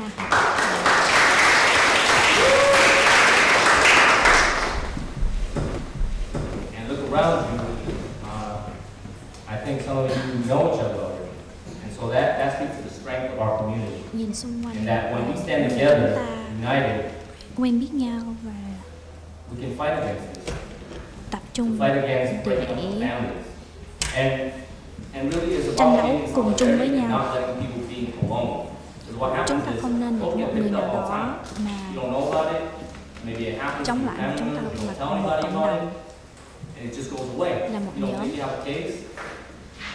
But more often than not, when you have a case, when you have community support, khi chúng you ta have a có much sự stronger giúp đỡ của chance cộng đồng, chúng ta of có fighting for your case. And so there's cơ hội cao a hơn. paper that's being passed around right now. Hiện giờ ta có một cái tờ giấy màu vàng chưa The good thing is that after today, you will have known at least a couple of people who are directly impacted. If you didn't know before, after today you will. And the first thing is accompaniment. And what we do, as we have been doing, is walking with the family so that they know you're not the only one. It's going to be all right. nói chuyện với gia And đình if anything happens, at chia least sẻ we know your story. And dạy for được example, biết people can make plans. và If you do get chia sẻ reported what's going to happen to your children, who's going to put them off to school, những điều có thể xảy ra với gia đình, that ai only sẽ happens when you're connected. dẫn So con that's the đến very first step. And on here, chăm it'll sóc show những gia đình you còn that accompaniment leads to other things like being connected to resources. You know, Asian Law Alliance has been chúng really tôi sẽ chia sẻ những điều giống như là những cách như thế nào để liên hệ đến những from there. văn phòng luật sư There's a lot. và còn nhiều cách khác nữa. I appreciate that, and so it's, you all just heard a description of one specific way where we can all be part of a response, a solution to the deportation issue, and that's accompaniment. Let me switch over to Maria up here, because beyond just our community, right, we should expect our elected officials to do something about this issue too, something to protect our communities. So, Maria, let me ask you this. How have local governments responded to the changing immigration landscape? Has there been any local efforts to address deportation, to provide support to detainees and their loved ones? First of all, Thank you so much for the invitation, for really being part of this great movement in the Vietnamese community, which I think is now more important than ever. The County of Santa Clara, I think most of you know, has been doing a lot for the immigrant community for many years. Since the current administration, the county has really engaged with a number of various strategies and activities to really help support the community and really immigrants in general. One of the things, unfortunately, that we are hoping to change the narrative on and we're working hard to do is when we hear immigrants in the news, giúp trong vấn đề này là undocumented immigrant. những người không có giấy tờ. The number of immigrants that are undocumented is actually very small. So we do need to support những người trong nhóm quận hạt chúng tôi mà bị không có giấy tờ thì rất là nhỏ. Thường thì chúng tôi sẽ so we do need to provide information and education so that those immigrants that may not necessarily have to worry about being picked up by ICE can also help us educate the community. So I think that is one of the important pieces that the county has been trying to do since the new administration. The other piece of it too is the county has been really working on being more visible out in the community. And designated, actually, the county in April of 2016 was designated as a welcoming county.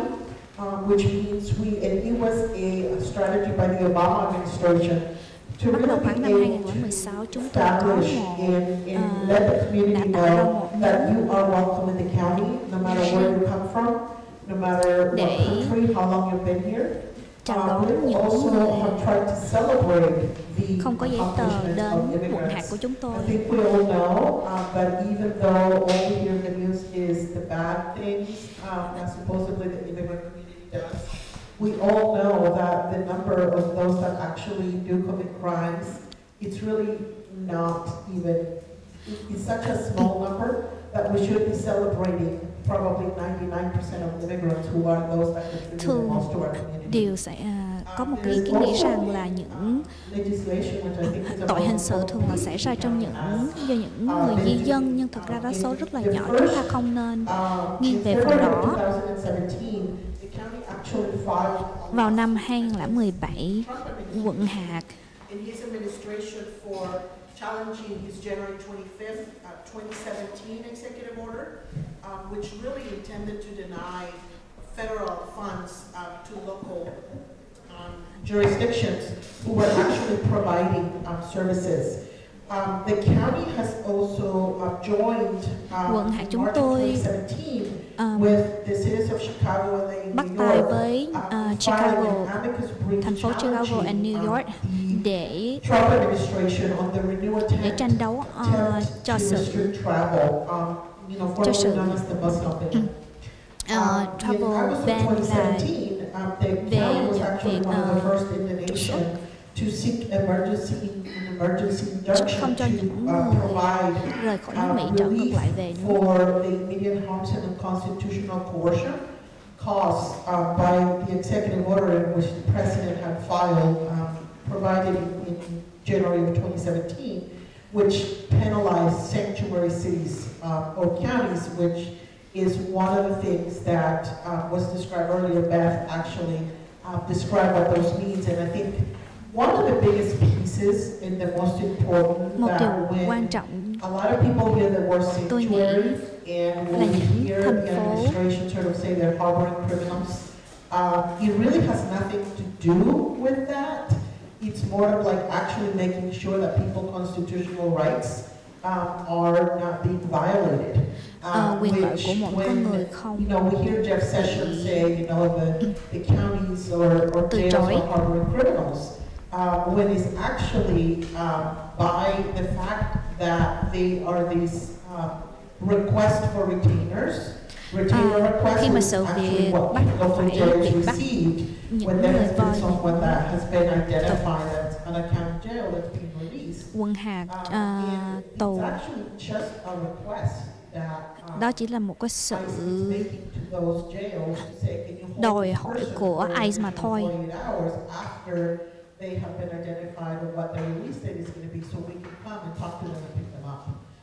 So the fact that if actually counties and jails were to hold those people for those 48 hours, they could actually be violating their constitutional rights by holding them. Khi mà ICE bắt quận hạt tù bắt giữ một người nào đó thì người đó với điều kiện là phải đã phạm luật của Constitution, luật của nước Mỹ, chứ không phải chỉ bởi vì không có giấy tờ. Which was really great to see. I think the most recent piece that the county has done is file một trong những điều chúng tôi thường hay làm để giúp trong về vấn đề trục xuất này như là cho vấn đề DACA program,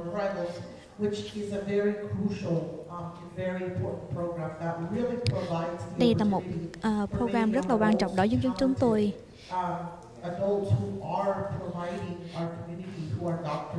Chúng tôi tranh đấu để bảo vệ những người là một người tài năng đã lớn lên đây từ nhỏ. Trong nhóm của DACA có bị trục xuất.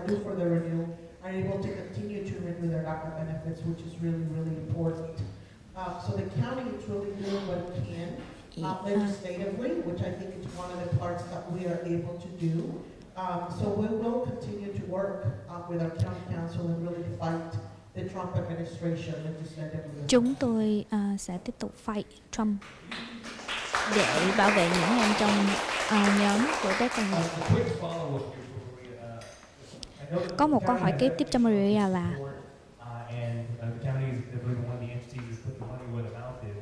So I actually would love to hear some examples of the services that the county has funded that are available to the public, where the public can come and get the support.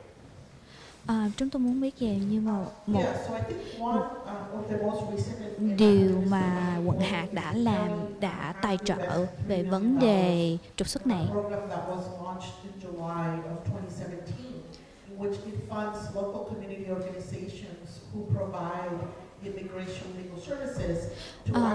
Một chương trình chúng tôi đã tạo ra vào khoảng tháng 7 2017 là chúng tôi hỗ trợ cho những cộng đồng địa phương đang giúp đỡ cho cư dân về vấn đề di cư trục xuất này.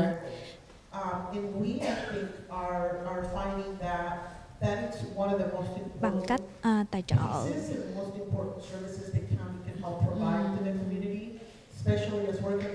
tài chánh. So actually being able to provide that legal assistance, given that immigration attorneys are extremely expensive, and most of our community and immigrants are not able to afford the thousands of dollars that it costs to actually be able to have an immigration attorney represent in court. Với tài chính này, cộng đồng địa phương có thể giúp đỡ trong phần luật sư, chi phí luật sư để mà giúp đỡ những người đã bị ICE và vấn đề trục xuất này. Vì chi phí này cho luật sư thường thì rất là mắc, và mong là qua chương trình này chúng tôi có thể giúp đỡ được sự cố gắng này, hỗ trợ sự cần giúp đỡ cho cộng đồng khi mà cần. Program that really where people can call into this direct number and be able to say, you know, there appears to be some ICE activity. Chúng tôi còn có một chương trình mở 24 tiếng một ngày, 7 ngày một tuần. Khi mà chúng ta gặp những sự trục trặc với ICE, chúng ta có thể gọi vào để mà được sự hỗ giúp và được những tư vấn. There will actually be legal observers who, if there is a confirmation situation of a raid or someone being picked up are actually going to record the entire incident. That could then be used, later to whether to help someone if their rights were violated, as well as there are attorneys who are on call that will actually go to these locations in case there is someone that at that point Chúng tôi cũng có luật sư online để có thể đến tận nơi khi mà một người nào đó bị trục trặc có ICE cần giúp đỡ liền lập tức.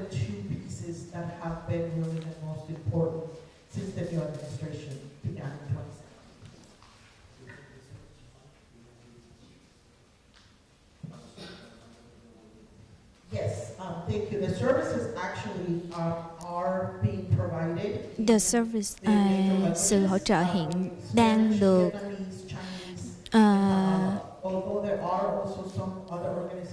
được hỗ trợ là có những tiếng Việt, tiếng Tàu, tiếng Hoa và tiếng Tagalog của người Phi.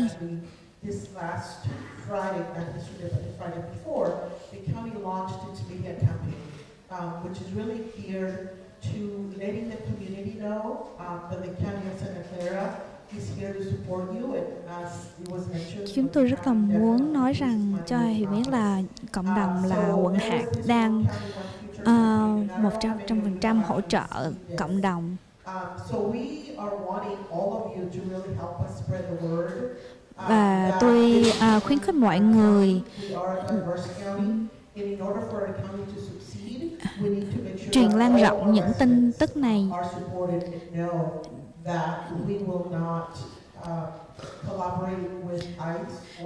Chúng tôi sẽ không chung tay với ICE để mà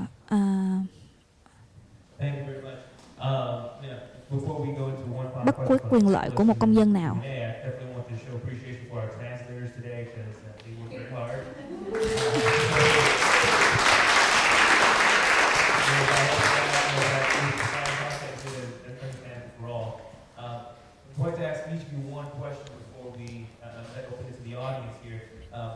Chúng tôi muốn hỏi panel một câu hỏi nữa.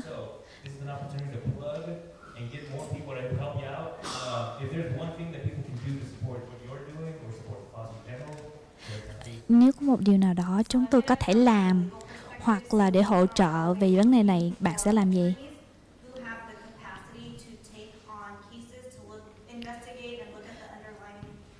Tôi khuyến khích là những người luật sư chuyên gia về sự di dân, về hoặc là legal service, có những muốn giúp đỡ trong thứ này thì tôi luôn luôn cần những người như thế để giúp đỡ cộng đồng.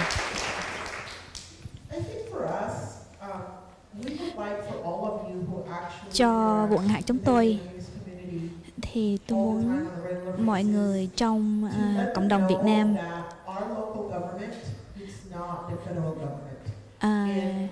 tôi muốn nêu ra một điều rằng là chính quyền chúng tôi là chính quyền địa phương chứ không phải là chính quyền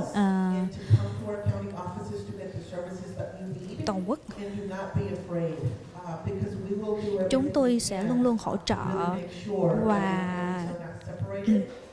hỗ trợ những người địa phương theo luật của địa phương chứ không phải theo luật của federal cũng như là của luật của toàn quốc.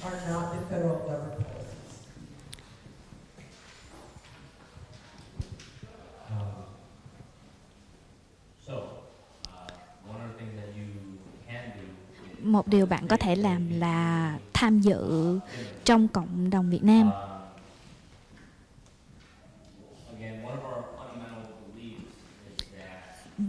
Điều tôi tin tưởng rằng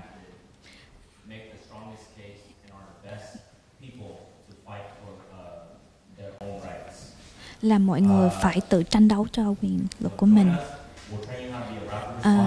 Chung tay với chúng tôi để mà chúng ta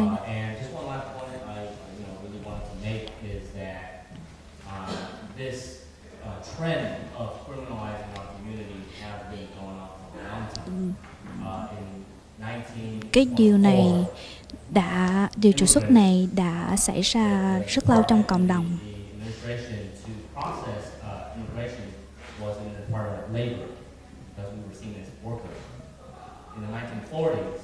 Vào khoảng năm 1940,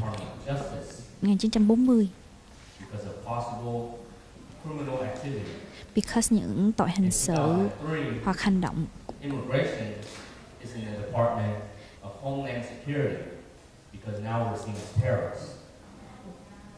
So where you house the paperwork show the priority of the administration. If we're talking about criminality, all 10,000 people that have removal orders in the Vietnamese community have criminal background. Trong cộng đồng Việt Nam chúng ta có khoảng 10.000 người đã phạm tội hình sự, và những người trong này đều bị có thể ảnh hưởng.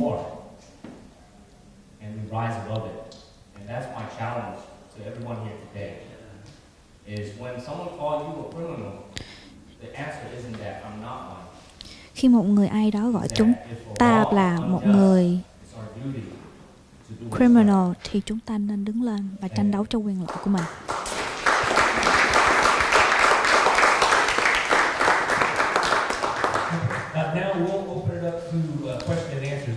Bây giờ tôi mở ra cho mọi người ở đây. Nếu một ai đó có những câu hỏi gì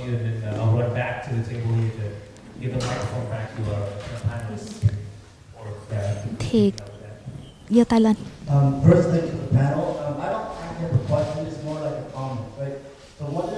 Đây không phải là một câu hỏi mà một cái ý kiến tôi có.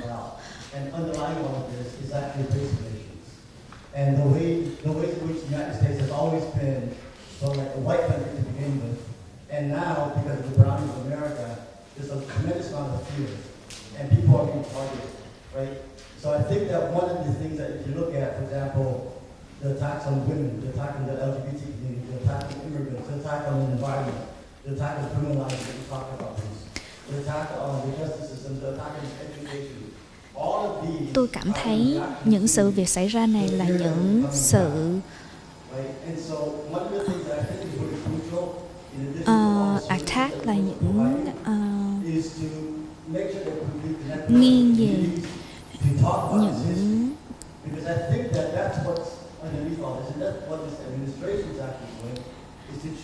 những cách của chính quyền của Trump chỉ nghiêng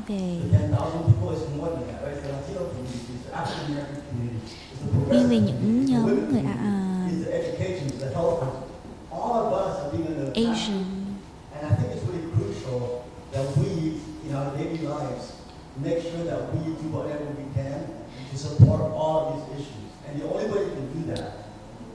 Chúng ta cần phải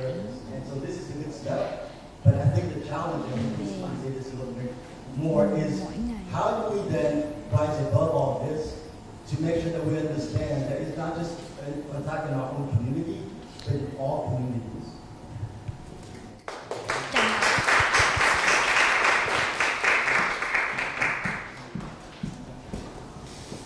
I know we have another question in the audience, but I want to give the panelists an opportunity to respond or provide their thoughts as well. I completely agree with everything that you said. Tôi đồng ý với những gì anh đã nói. Điều chúng ta cần phải làm trong một cộng đồng là cần phải tranh đấu, phản đối sự những điều về di dân.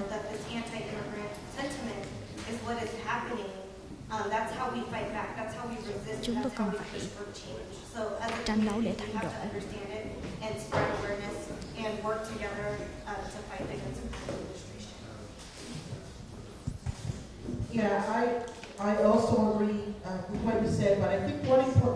Tôi cũng đồng ý những gì anh đã nói. Bởi vì chúng ta đã nghe những điều đau khổ mà bởi vì ICE đã làm đối với những công dân chúng ta.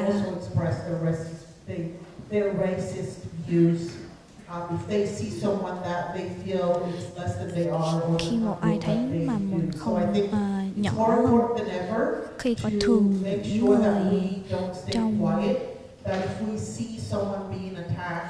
khi chúng ta thấy ai đó bị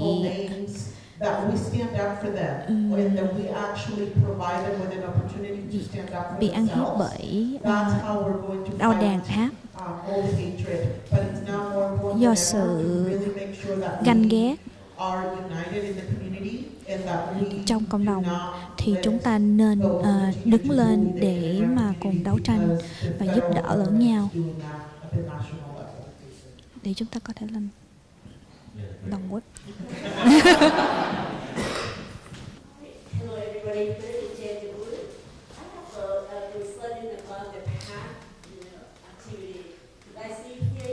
Tôi có một điều nghi vấn, những điều xảy ra. Mọi người ở đây có rất là nhiều thông tin và cũng nhiều. Tôi nghe là mọi người thường hay nói là phải đi ra cộng đồng. Các anh chị đã làm như thế nào để mà chia sẻ trong cộng đồng?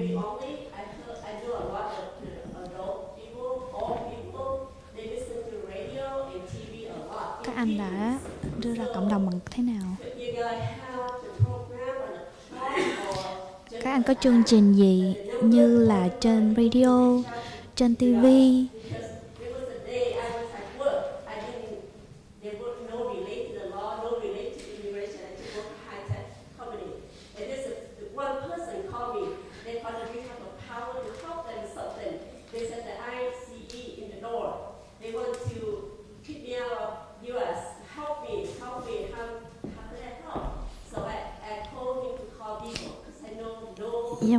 Giống như là một chỗ làm của tôi có một người cần phải giúp đỡ, bị mắc phải AIDS, và đến tôi để giúp đỡ thì tôi bảo người đáng rằng hãy liên lạc tới Vivo, vì Vivo là những có tài nguyên và thông tin để mà giúp đỡ anh ấy.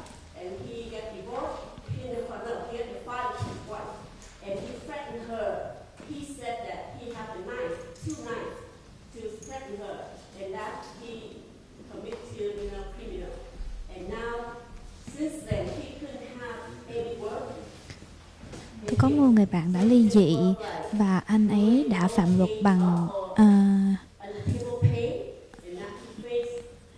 gia đình, và hiện giờ anh ấy đã không thể nào đi làm việc và đã trong tình trạng có thể bị trục xuất bởi vì anh ấy đã phạm luật.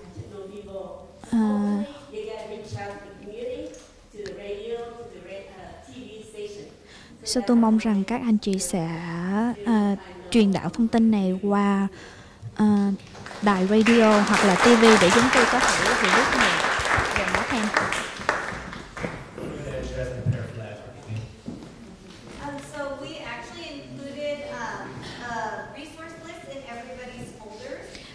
Chúng tôi ở trong cái hồ sơ màu xanh có những tài liệu và thông tin thêm về vấn đề này.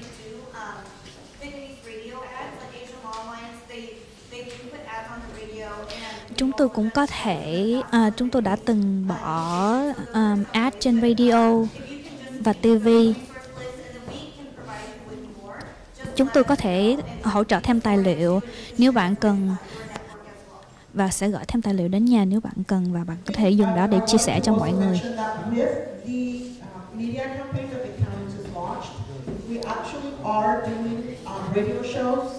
Chúng tôi trong quận hạt là đang làm radio show và trên báo chí, trên báo chí Việt Nam trong vòng 4 tháng tới này.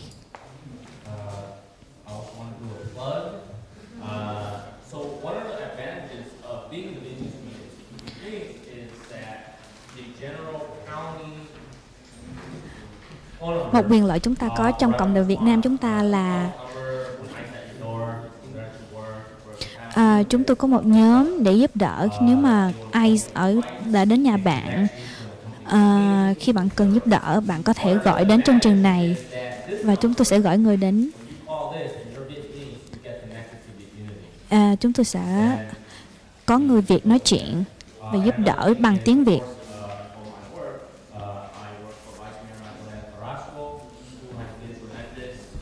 Tôi làm việc cho phó thị trưởng Marasco, cho nên tôi có thể cho thêm tài liệu với bạn nếu mà bạn cần. And I'm actually also going to put the plug for this afternoon. Jay brought up a very good point. There are a lot of services and agencies that are already out there. Chúng tôi có được nhiều sự giúp đỡ. Chúng tôi chỉ cần phải truyền đạo nó ra cộng đồng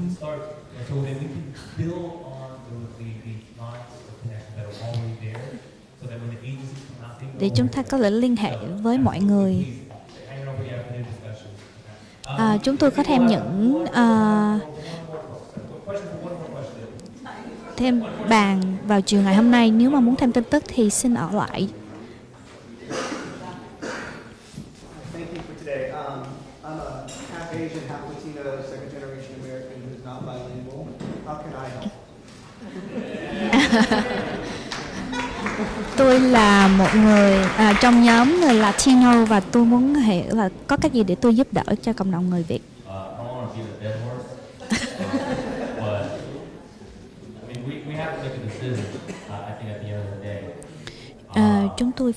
Chúng ta cần phải quyết định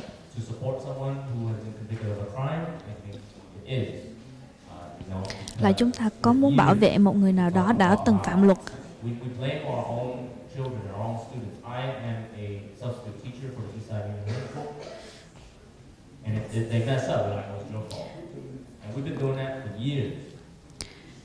Thường thì một ai đã phạm một luật gì đó thì mình thường đổ lỗi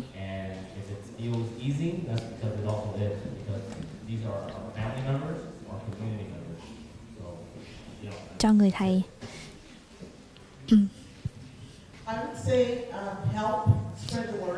Tôi khuyến khích rằng là giúp đỡ, hỗ trợ, tham gia. Chúng tôi có những chương trình giống như là cần những người intern, chúng tôi có thể hỗ trợ, tài trợ cho huấn luyện những ai muốn giúp đỡ cộng đồng.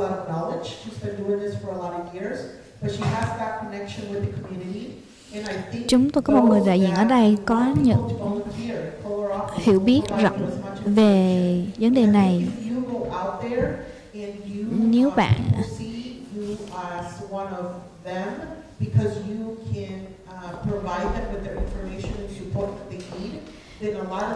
nếu mình đi ra ngoài cộng đồng và giúp đỡ và liên hệ với những người cho thấy rằng mình là cũng một trong những người đó thì thường thì mình sẽ giúp đỡ được nhiều hơn.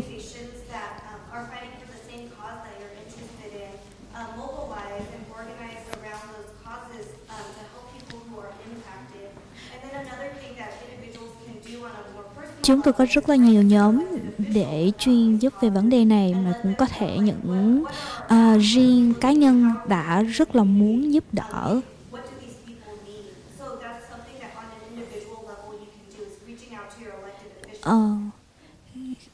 Một cá nhân của ta khi cần giúp thì chúng ta có thể nhảy vào giúp khi chúng ta thấy sự cần thiết. Chúng tôi sẽ huấn luyện hoặc là trước khi gửi bạn ra ngoài để giúp vấn đề này.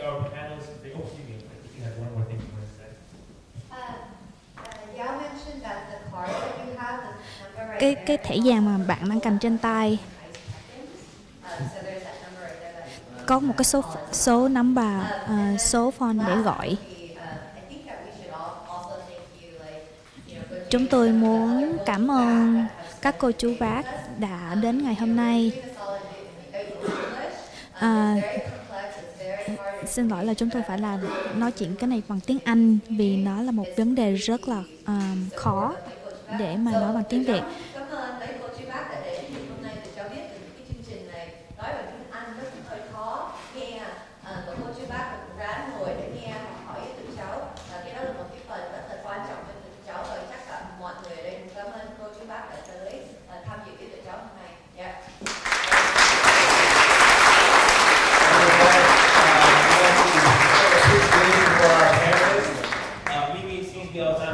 And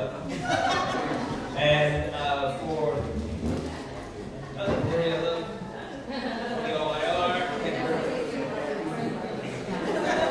and for community and for Western support and from Bruce. And Didi actually did a beautiful handwriting on that card. That was all Didi already. So now we want to prepare for our next program. It is now called the Trú Cho Cộng. We have lunch, we have more coffee, we have water. So we'll get that all set up. We can grab some things and we'll resume in about 10 minutes. So, okay? So, thank you.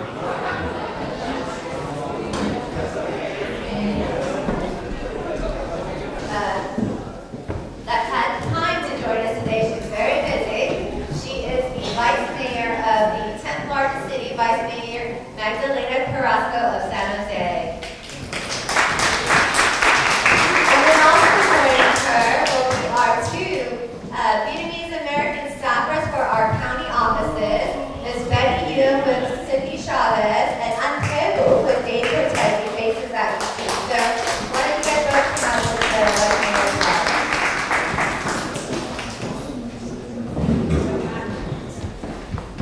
Thank you so much. And of course, you know, I want to just say a couple of things. Of course, we're always very busy, but never too busy to be here with all of you and to acknowledge all the great work that you're doing. And I want to thank you for giving me an opportunity to be here and to just acknowledge all of you who are really doing all of the hard work on behalf of our community and our residents, especially during these times. On with the great show that we're about to continue. Thank you so much for being representing Dave Cortez and Supervisor Chavez. I want to thank the Vietnamese American Round Table and the Asian Long Alliance for putting on today's wonderful event, especially in today's time. We know that events like these and information like the one that you're imparting and the panels that you're sitting on are so vital in terms of the climate that we're living in today. It's so different than what it was simply a year ago or years and a half ago. So thank you so much. As the first city to sue the administration over DACA, we in San Jose know too well about the tactics of fear-mongering that this administration is utilizing. It has resorted to separating families, it has resorted to intimidation, and it has resorted to tactics that we haven't seen in a very long time. So being informed and being prepared is the best line of defense. And I thank you so much for all of you for being here. Deportation, we know, is no longer, has not been, is not a Latino issue. It's first and foremost an immigrant issue, and it impacts all of us. As we have heard today from the experts and from the advocates, this administration is going after our most vulnerable communities.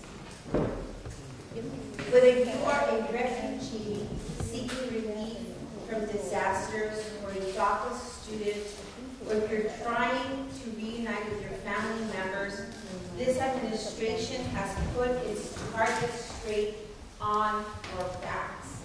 The choice is clear. We must resist, and we must stand united. Which brings me to my main point. He Long is a shining example of the kind of leadership we should acknowledge and follow. Where is he?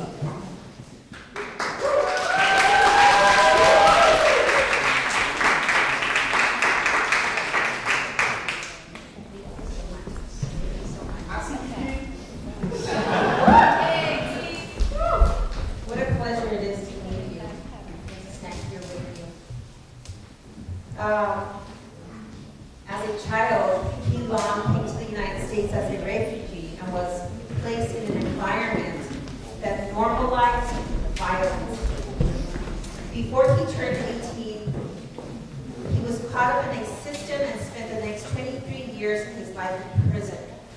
And yet his story didn't end in prison. He joined the organization's Restoring Our Original True Selves Roots program, an ethnic studies course that builds and support networks for people who are about to be released from prison.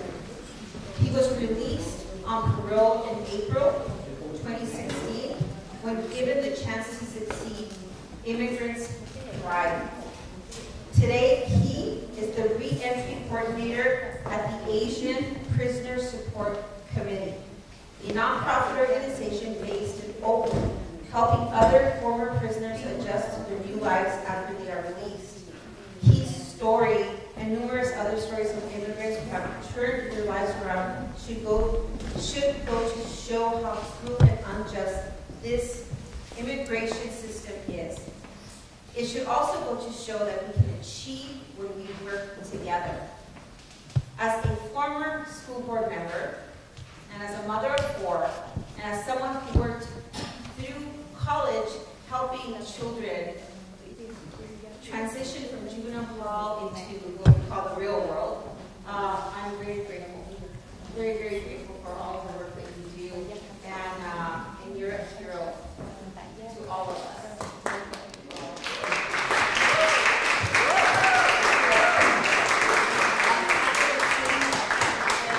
On behalf of the mayor and all of the city council, I want to be able to give you this commendation.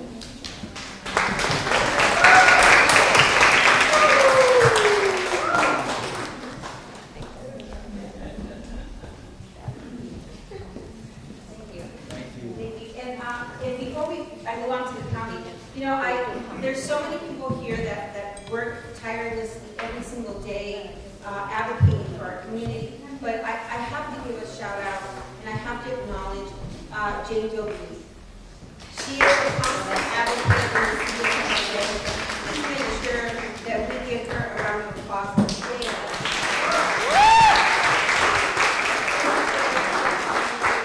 I'm also extremely grateful for your work and your advocacy, and I'm highly appreciative. The city of San Jose cannot function without individuals such as yourself and without the tireless work that you do. Politicians don't do it. We vote, but it is you that make the city great. Thank you so much.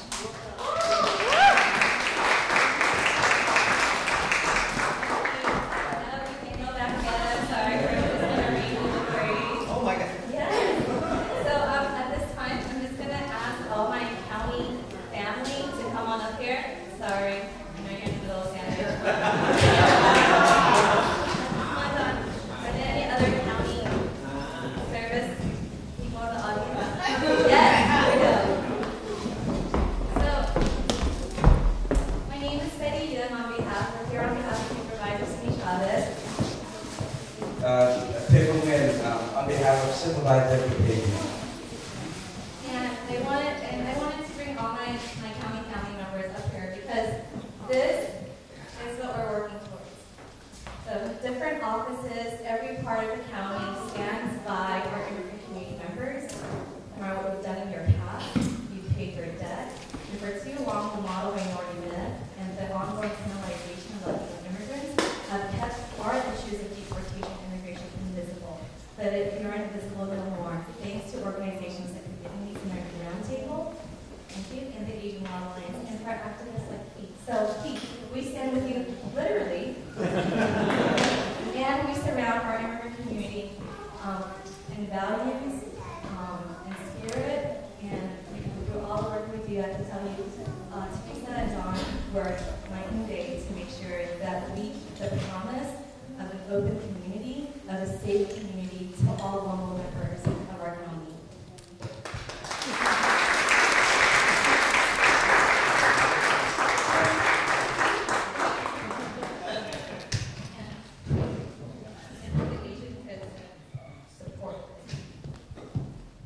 Thank you everyone for being here today.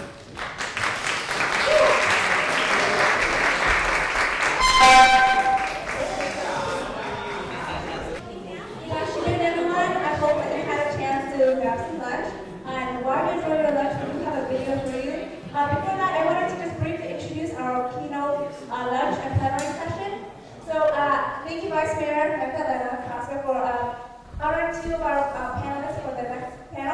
which are Key Lam and Ho Jane Hui. So just a really quick intro for both of our panelists today. Jane came to America with her husband from a Hong Kong refugee camp in 1982. She helped resettle refugees, and over the course of the time being here, she has been a fierce community advocate. Particularly, she advocated for her husband's release when he was detained in Vietnam, which we'll hear a little bit about later. But she has been advocating for the community over 30 years.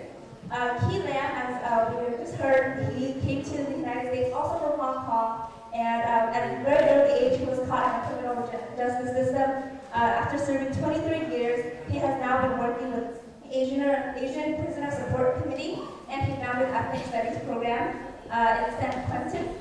And despite having served his time and his efforts to rebuild his life, as well as contribute to the community, he is still under deportation in limbo. So we'll hear a little bit about their stories in a little bit. But to start out, we are going to introduce to you a video. This is called Key's Restaurant. It's a quick 5-minute video, and I think it will give you a lot of insight into Key's life. To experiment with stuff that I actually saw on PBS. If you can cook, it was like my go-to show to learn my recipes.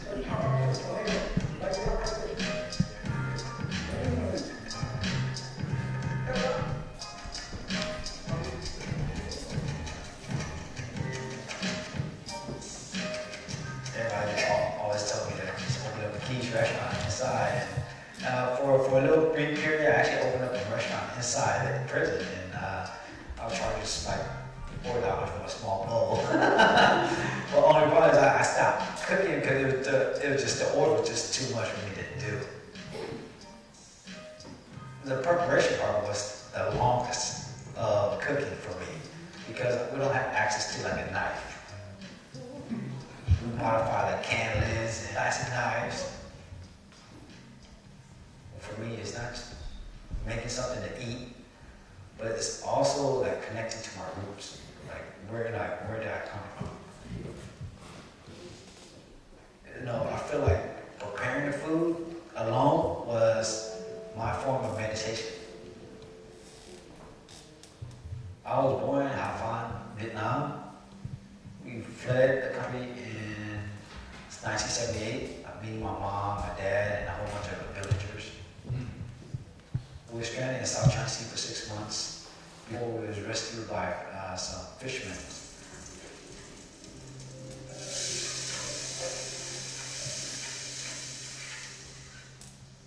I remember as a kid, I always sneak in the kitchen when my mom was cooking.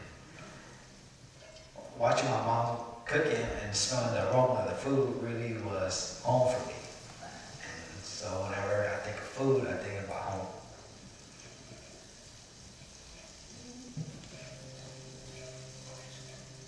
Even though I served 23 years for my crime, I could still be deported. If there are any changes in U.S. and Vietnam relations. For me, this is home. The Bay is all I knew growing up.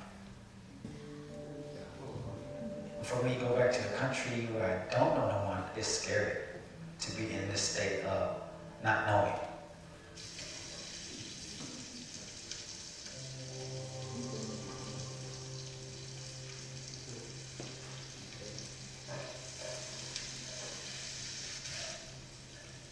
My first 6 months home, it felt really surreal to actually use regular kitchen utensils to cook with. Part of me felt like it was a dream. I was afraid if I went to sleep, I'd wake back up in prison.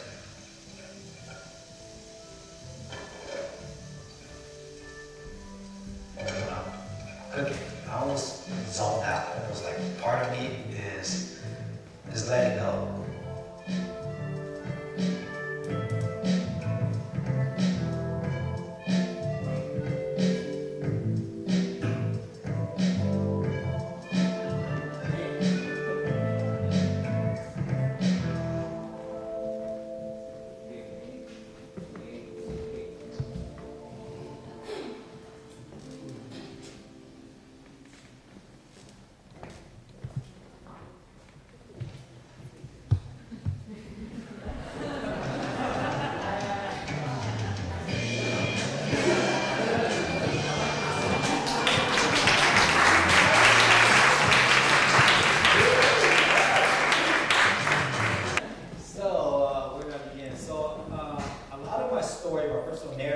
anh Kế Lâm đang kể lại câu chuyện của ông á. Growing up in my family, you know, just as simple as thank you was like not allowed. You don't say thank you in the household, right? And even to, you know, in growing up, I just, you know, I learned that there's no such word for I love you in our culture. And for me, that was like strange. Like, you know, American culture said, God, I love you for almost everything. I love Big Mac. I love my car. But in our culture, we don't even have that word, right, for that stuff. So growing up, you know, come to America, I don't remember the journey to America. Ông đang hồi tưởng lại cái cuộc hành trình của mình đi đến nước Mỹ. You know, don't even recognize how I feel like. I just remember growing up, we moved around a lot. You know, we settled. Ông lớn lên và dọn đi nhiều nơi. From there, I just remember we went to Bottle and a whole bunch of other places. And I always asked my friends, like, why are we moving all the time? And the only thing they told me is don't worry about it. That was like a typical thing in my household. Don't worry about it, right? Just mind your business. I remember I was probably around 5 years old when I witnessed a lot of domestic violence between my mom and my dad. A lot of yelling, a lot of things thrown, a lot of holes in the wall. And it wasn't too recently, I just talked to my mom like yesterday on FaceTime, and she was like, so, you know, let me tell you a little bit about my relationship with my dad. And I'm like, are you sure you're ready to talk about that, right? It's been like many years. So I think that was because of my transformation on the inside. I remember, you know, when I was in jail, I couldn't, you know, speak Vietnamese that well. I still can't speak Vietnamese that well. I understand that I can speak it, but I remember I wanted to communicate with my mom and tell her how I felt, like all the hurt and pain that, you know, growing up, and also like I wanted to know her story. And so I had my friend, you know, God bless him. I used to have him translate like 12 pages each time. He's like, bro, this is like a lot, right? I'm like, hey, can you do this with me? Like, I need this. And he did it, but of course, each letter that I wrote was, I never got a response back. And I think that was because even though I was ready, she wasn't ready. And I know that's a lot in our community. I witnessed that a lot. So I witnessed. Hello? Can you hear me? Yes. Awesome. So I witnessed that a lot in my community, right? Where we don't talk about the trauma that has impacted our lives. Ông cũng không muốn nói lại về những cái thảm kịch mà ảnh hưởng tới cuộc đời.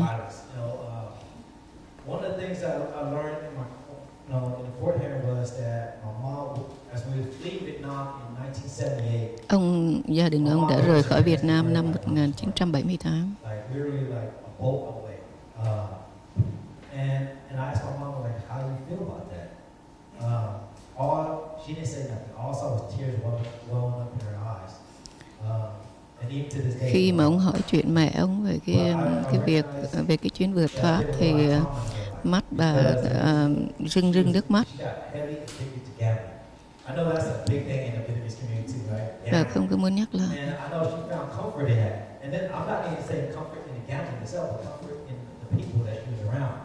So she was trying about other people that had witnessed the atrocities that happened in Vietnam in the childhood, being uprooted from their homes into a country, you know, that they don't know nothing about, and also being stuck as. Phải xa nhà ở một cái quốc gia và xa lạ, cũng giống như là bị kẹt ở trong cái hoàn cảnh của một người tị nạn. Đã có lần cả 6 tháng mà không có thức ăn hoặc nước uống.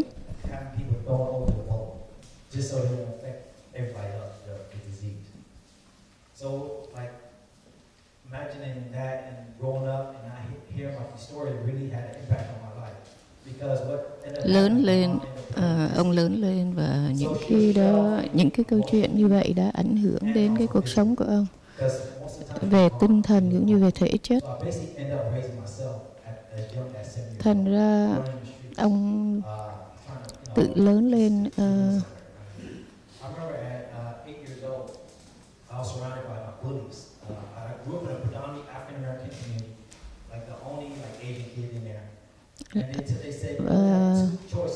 Tôi nhớ lại vào cái lúc 8 tuổi là một cái đứa bé Á Châu độc nhất trong những cái đám trẻ gốc Phi Châu. So I ended up fighting with the kid. I remember standing over him at the end. I don't remember the actual fight. I just remember standing over him, my fist pumped up and bruised up, and I see his other kids rushing me, and I would see his parents like yelling at him, like, you know, why you let this Asian kid chink beat you up, right? And these other kids, I'm ready for them to beat Và me up. để tự vệ ông cũng đã đánh lại bọn chúng nữa. So imagine 8 years old, I'm like super pussy, like you congratulate me for Ngay cái lúc vừa 8 tuổi, and at that moment, a light bulb hit for me. It's like, Đông đã phải đánh bọn chúng ra để tự vệ. Violence is the means to be accepted. Violence is the means to be adult, a man. That's what it means to be a man, to be a fighter. And that got reinforced through the years as I look at my community and all I saw. Và cái sự tự vệ đó đã làm cho ông thấy rằng cái bạo lực là một cái cách để làm cho mình trưởng thành, để làm mình như một người đàn ông. Ông đã không có một cái người nào, cái role model, cái người mà làm gương mẫu cho khi lớn lên.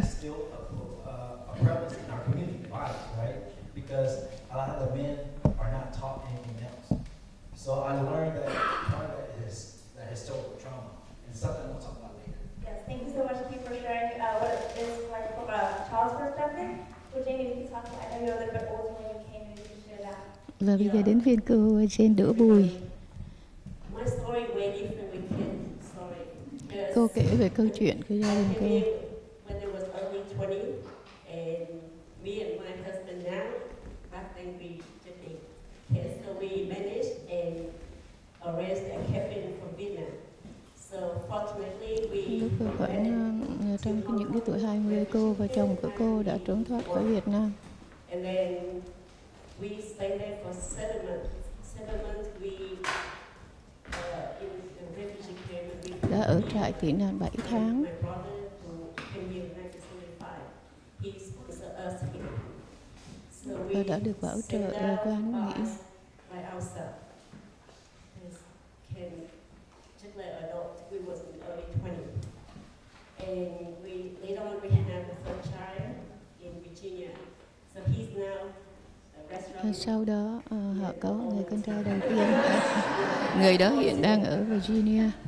So we had my first child in Virginia, and since then we moved to California.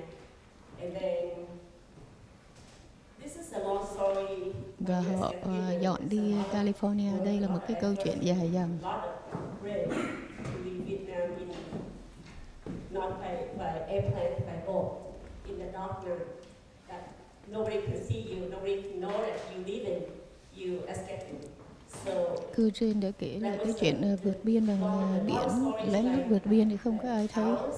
Back then in early 1980s, and then because in Vietnam by that time, when the community opened the country, đó là vào khoảng năm 1980. They would say that if the postman could go, you would walk out of Vietnam to seeking for freedom, seeking for democracy. So we were young at that time, but we Cô nói chuyện về cái việc mọi người vượt biên để mà tìm tự do. Tại vì trong gia đình cô, người Anh là làm việc cho chính quyền Việt Nam. Vì thế trong gia đình con cái không có được đi học đại học và cũng không có được mà có cơ hội thăng tiến. Vào thời gian đó rất là nhiều người vượt biên. Khoảng năm 1982. Thank you so much, Goodlatte and Keith, for sharing these stories about how they came here and what the first days were like. Really important to understand the advocacy work. Xin cảm ơn cô đã nói về việc cái lý do nào mà cô đến cái nước Mỹ này. For those who don't know, Goodlatte is very well known in our community as a fierce community advocate. She's received countless awards for her work and has been advocating for over 30 years for issues not only here but as well as back home. Cô Jane Đỗ Bùi là cô mà đã hoạt động cho nhân quyền, ủng hộ cho những di dân trong thời gian qua. Could you share with the audience a little bit about the circumstances that Cô có thể nói cho chúng tôi nghe về vấn đề đó không?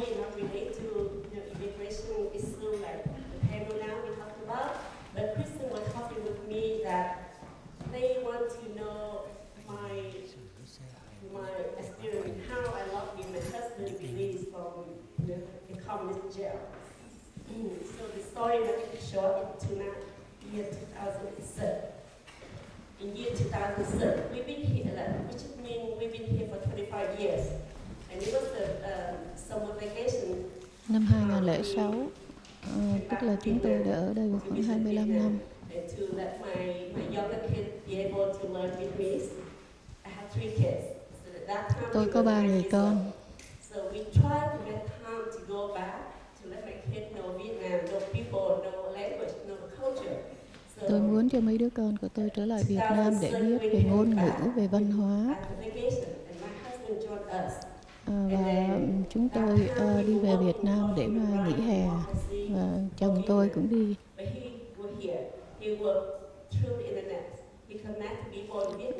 Chồng tôi là qua Internet, chồng tôi đã liên lạc với những người ở bên Việt Nam để mà vận động cho dân chủ và nhân quyền.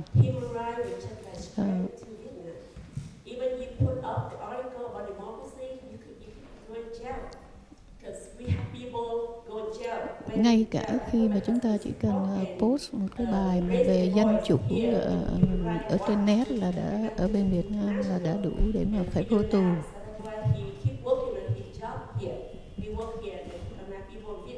Thành ra chồng tôi làm việc ở đây và liên lạc với người ở bên Việt Nam.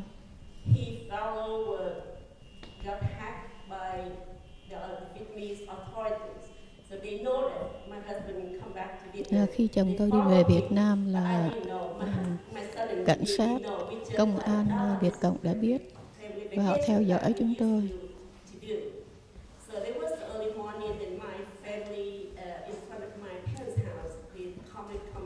Và sáng sớm ở tại nhà cha mẹ của chúng tôi, khi chúng tôi ở đó, công an Việt Cộng đã đến để mà bắt chồng tôi đi.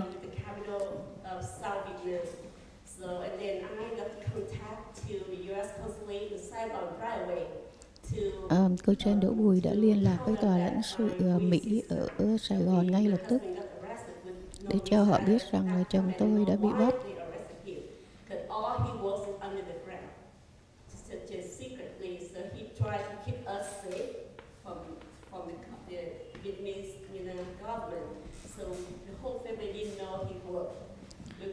Vì chồng tôi hoạt động ở bí mật cho nên cả gia đình không có ai biết. Khi mà chồng tôi bị bắt thì tôi mới ở Việt Nam được 2 tuần và không biết phải đi đâu.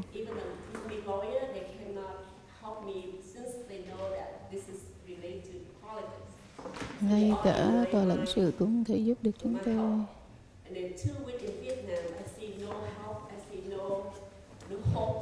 Và lúc đó tôi thấy không có cái cách nào, không có một chút hy vọng nào cả.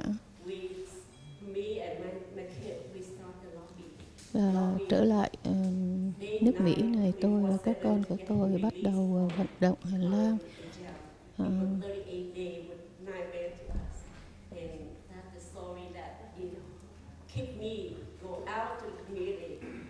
Điều đó đã khiến cho tôi đi ra ngoài cộng đồng để mà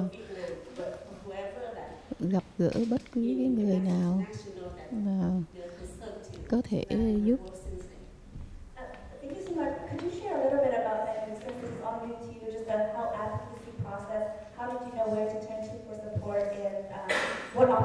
Làm thế nào mà cô lại biết cái người nào hoặc cái chỗ nào để mà cô đến để mà xin giúp đỡ?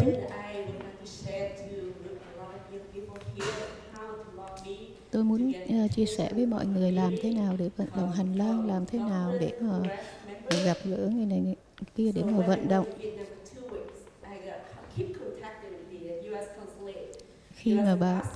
Khi cô đi về Việt Nam 2 tuần đã liên lạc với tòa lãnh sự, đã viết thư, nhưng mà người ta không biết tôi là ai.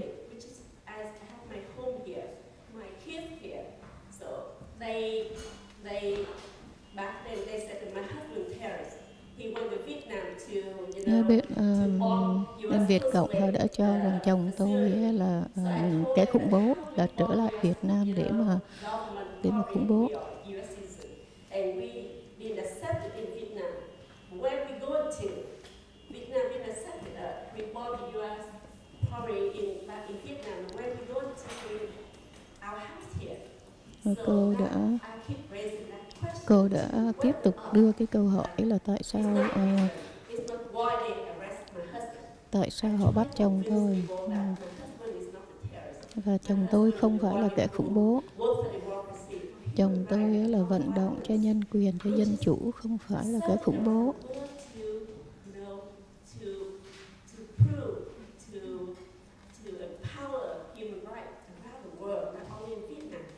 Và chồng tôi là cái người mà vận động cho nhân quyền, không phải chỉ riêng ở Việt Nam mà cho cả thế giới. Là tôi đã đi đến văn phòng dân biểu Goodlatte để vận động.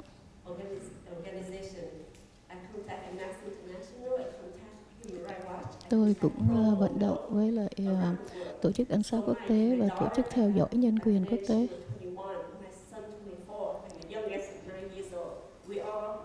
Rồi tất cả tôi và 3 người con của tôi đều làm việc giống như là một nhóm, một team. Yeah.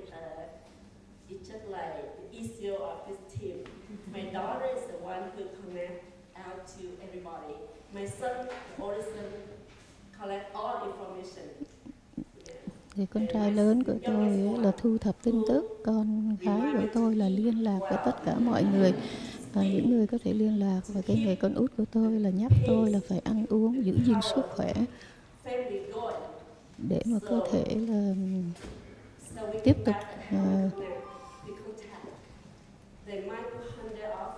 Rồi cô đến văn phòng ông dân biểu Mai Honda, người văn phòng bà Goodlatte Bill.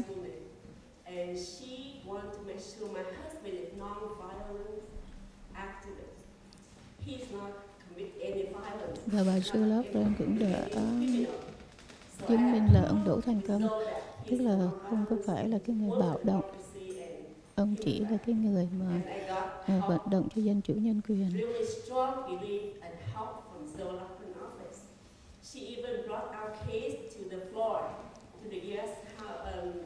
Và dân biểu Goodlatte Bill đã giúp cho cái trường hợp của chúng tôi rất nhiều. Bà đã đưa tôi ra buổi điều trần của Quốc hội và đưa cái vấn đề của chồng tôi ra trước Quốc hội Hoa Kỳ.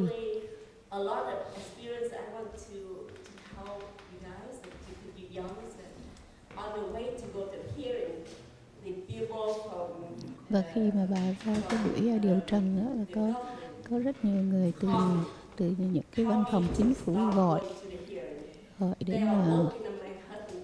để cho biết những lời khuyên, và họ đã làm việc trên cái trường hợp của chồng của bà.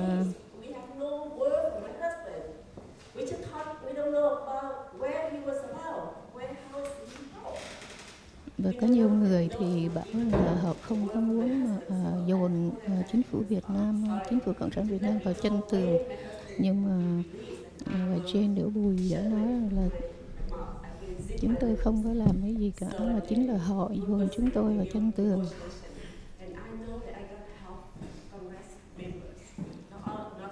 Và bà đã được nhiều sự giúp đỡ từ những thành viên của Quốc hội, những thành viên các văn phòng.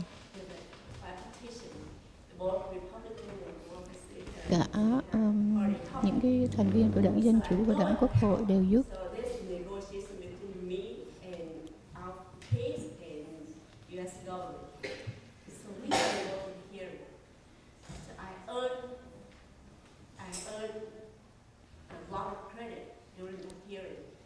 Và tại những cái buổi điều trần, những cái buổi hearing đó là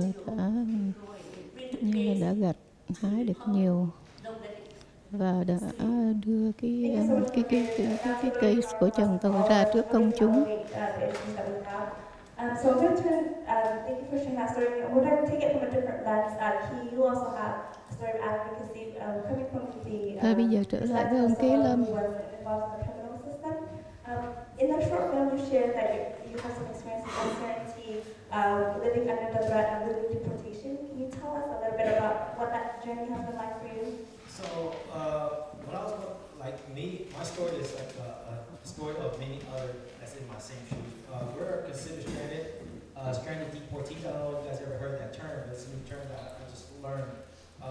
These are people that are facing deportation. Trở lại câu chuyện của ông Kia Lâm, ông là những cái người mà thuộc cái nhóm mà gọi là đối diện với sự trục xuất. And so we, like everyone in my shoes, we're living each day with this uncertainty that ông sống mỗi ngày mà không có gọi là không bất định, không có chắc chắn. Không biết không biết sẽ xảy ra chuyện gì.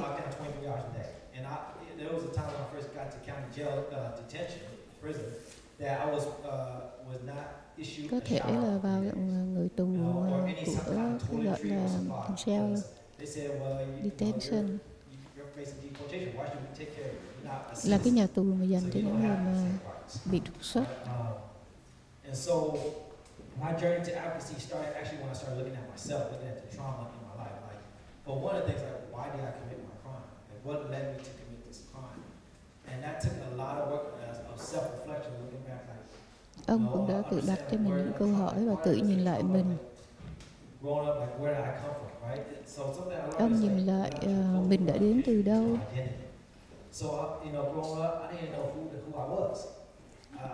Và lớn lên ông đã không có biết mình là ai, mình thế nào.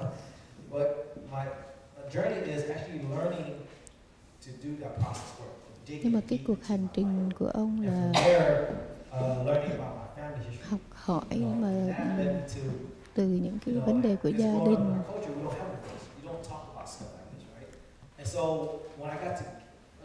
Got involved with APSC on the inside, Asian Prison Support Committee. There was a platform for me to let my voice out, and they showed me like. Ông đã liên hệ với những cái tổ chức mà họ có thể giúp ông. And from that, it's not just about the Vietnamese community. It's about the Cambodian community, the Laos community, the Min community. Và những cái tổ chức đó đã nói về không phải chỉ có người Việt không, mà là người Campuchia. A journey to prison, right? To do that migration to school, to prison, to về cái cuộc hành trình từ di dân đến trường học và từ trường học đến nhà tù.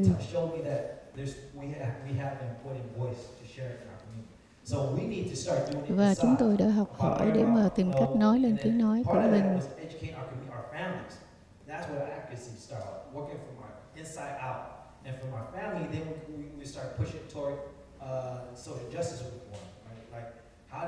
Và họ cũng đã thúc đẩy cái sự mà cải cách về luật pháp bằng cách những viết thư cho những người dân cử, cho những văn phòng.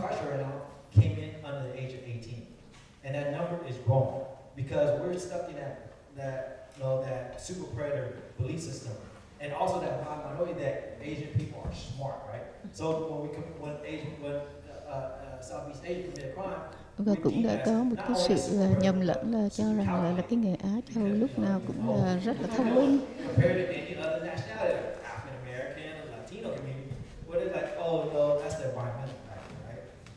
So that's where the minority come against us, you know. And so how do we break? You know, I tell people I'm not smart at math. Và người ta thường cho rằng cái người dân Á Châu là giỏi ở toán, là nếu ông tìm cách để mà bác bỏ những cái hiểu lầm đó.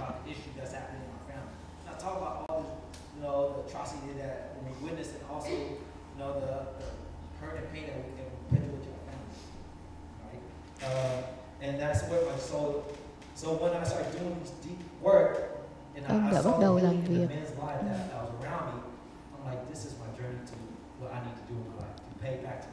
Để bắt đầu để mà nói về cái cuộc hành trình của mình, để làm thế nào mà để mà trả lại cho xã hội.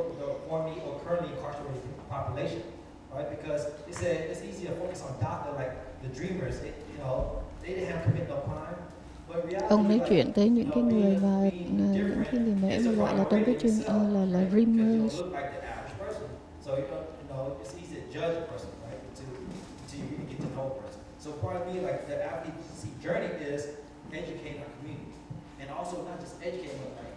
Rồi ông đã thấy là cái hành trình này là đã giáo dục, đã học hỏi được nhiều. You and a million other people, that's a million votes, right? I'm like, your voice do matter. And so we need to stop, we need to break that error like my voice don't matter. And that's part of. Rồi ông muốn cho người ta thấy rằng là tiếng nói của chúng ta là vấn đề, là tiếng nói của chúng ta có trọng lượng. Thank you so much, Kim. That's a perfect segue to the next question. This panel is really focused on taking the advocacy experience that you have and really framing it in the Vietnamese lens. How do we look at it and apply that experience as we're working with the Vietnamese community? So from your experience, both of you can share what are some challenges and Và cái người điều hợp để hỏi cô Jen đỡ vui là từ cái kinh nghiệm của cô.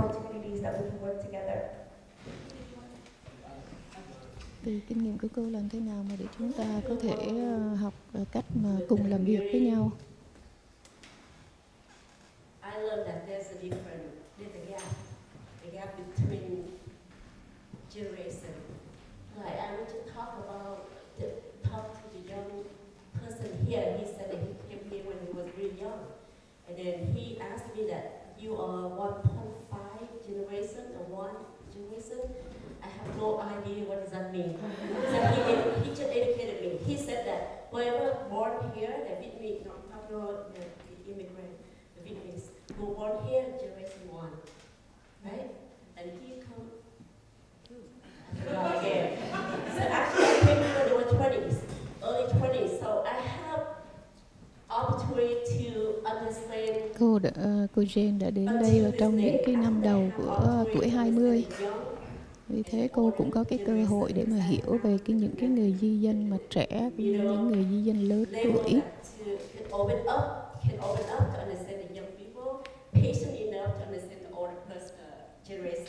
Thành ra cô đã có những cái đầu óc mà cởi mở để có thể hiểu được những di dân trẻ, cũng như có những cái kiên nhẫn đủ để mà hiểu về những cái người di dân lớn tuổi.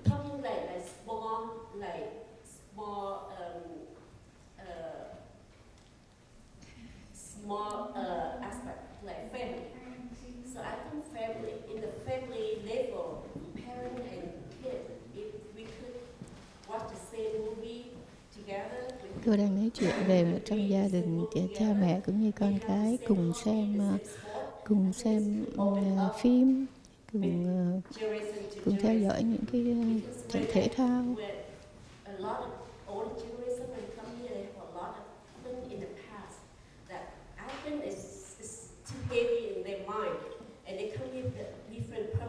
Và cô giải thích về cái sự khác nhau giữa những di dân trẻ và những di dân lớn tuổi. Những di dân lớn tuổi là có một cái quá khứ đau buồn.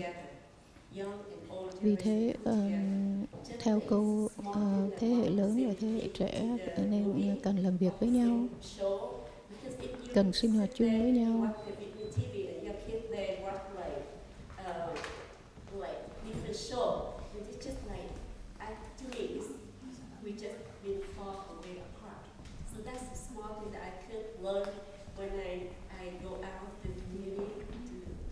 Khi mà cô ra ngoài cộng đồng thì có một việc mà cô học được, tức là làm sao để cho hai cái thế hệ đến gần với nhau hơn, để cho thu ngắn cái khoảng cách giữa hai thế hệ.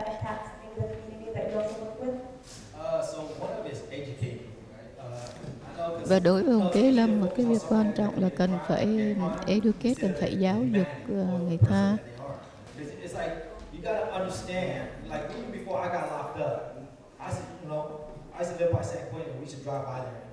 Cần phải có cái sự hiểu biết.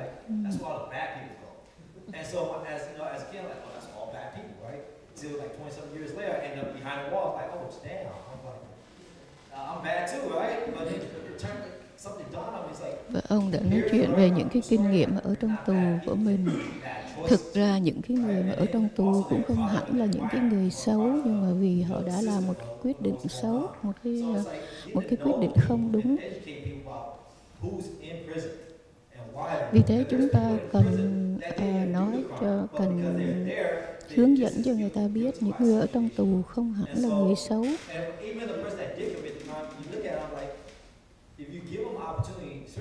Nếu mà những cái người trẻ được cho cơ hội, họ cũng sẽ chứng tỏ rằng họ thành công.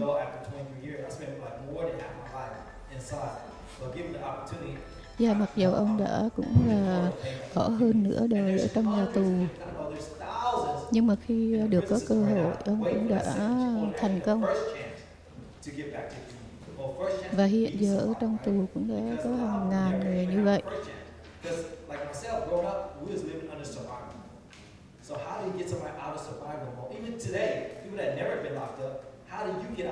Giống như chính ông, giống như là kinh nghiệm của bản thân ông, làm thế nào để mà sống còn. Đó là một cái sự, những cái thử thách.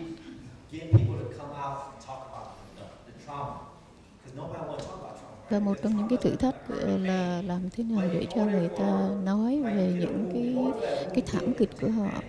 Về So, until we start talking about the problem, treating the problem, there's not going to be no resolution. But the opportunity that we have today is that we're doing something about it. Thành ra cái cơ hội mà chúng ta có ở đây, tức là chúng ta phải làm một cái gì đó để cho người ta có thể cởi mở để mà nói về cái vấn đề, để mà chia sẻ những cái cảm xúc của họ, những cái suy nghĩ của họ.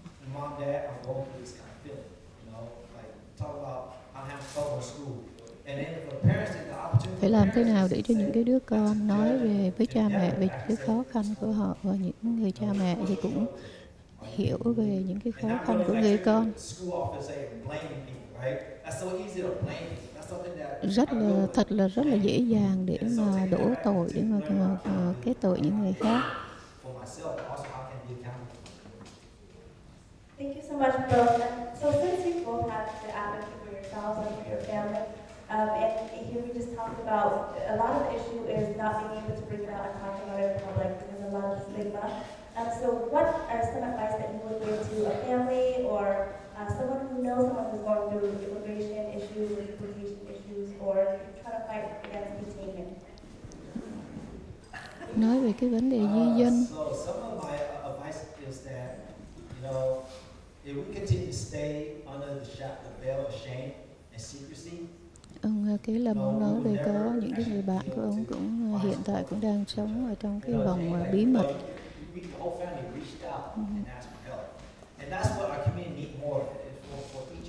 Cộng đồng của chúng ta cần phải với đến những cái người đó để cho họ biết rằng là chúng ta muốn giúp đỡ.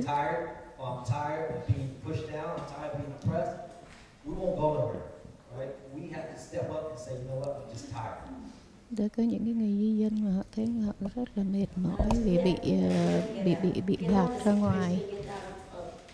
What we need to seek in for help, because most of us, like Zoe just said that we came here, most of us as an immigrant, so we have to support each other to build. Cô Jane Đỗ Bùi cô nói rằng chúng ta tất cả đến đây đều là di dân, chúng ta cần phải giúp đỡ lẫn nhau. Dù cho hoàn cảnh của mọi người thế nào, chúng ta cũng phải gặp nhau, chúng ta cũng phải với tới nhau để mà tìm cách giúp đỡ nhau.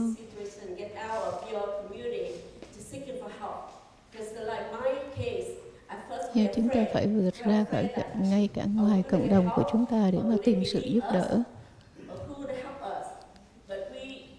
Lấy cái kinh nghiệm bản thân của trên Đỗ Bùi, cô cũng phải đến những cái văn phòng để mà tìm tòi tất cả những cái thông tin mà mình có thể có được,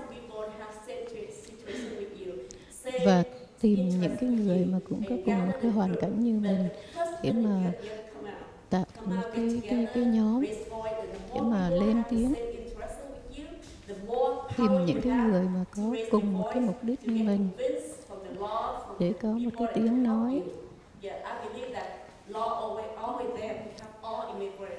Và tôi tin rằng luật pháp là sẵn sàng luôn luôn để giúp đỡ chúng ta. Chúng ta phải ra tìm những người khác, phải đi ra tìm những người khác, phải tìm những cái tin tức, phải thu thập những tin tức.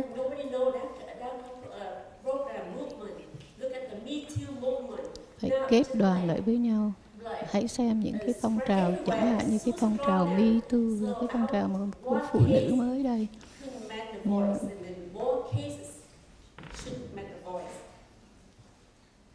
Chẳng hạn một trường hợp không có làm thành cái tiếng nói, nhưng mà 2 trường hợp là đã trở thành cái tiếng nói để mà có thể được nghe.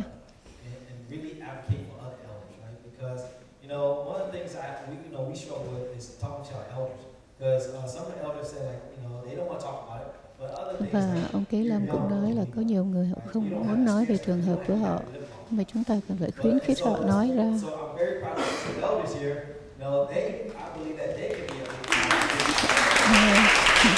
Và ông ấy trả lời khen ngợi những cái hội đoàn.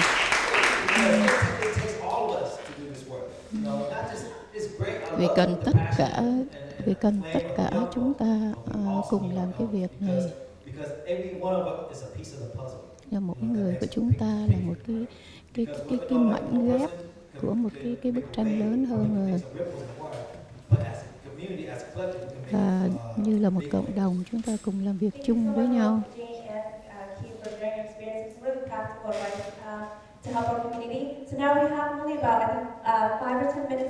Bây giờ chúng ta còn 5 đến 10 phút để mở ra, để mà nếu mà quý vị có bất cứ câu hỏi nào xin vui lòng nói lên.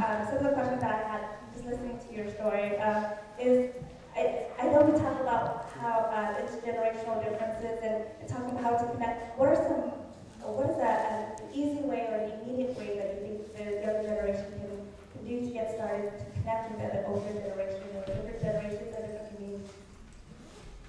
Well, Jane talked about it, right? It's like do more activity together, right? Just getting to know each other, like finding some commonality.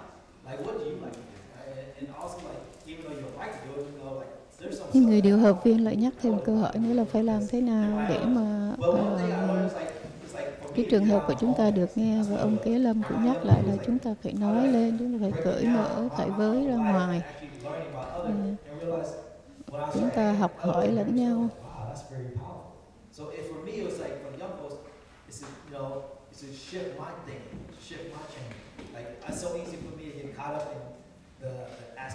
Modernization, right? Technology, and actually spending time to go back to the old ways, learn and do conversation talk. Đối với ông Kế Lâm là chúng ta hoặc là vừa dùng những cái phương tiện truyền thông hiện đại, mà vừa dùng những cái cách cũ, tức là gặp gỡ nhau để mà nói chuyện.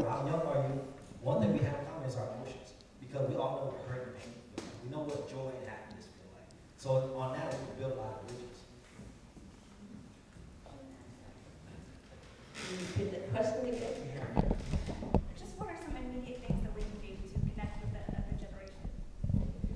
Like I just said that it's a big gap that we need to work on. Và cô trên Đỗ Bùi cũng nói là có một cái khoảng cách rất là lớn giữa những cái thế hệ mà chúng ta cần.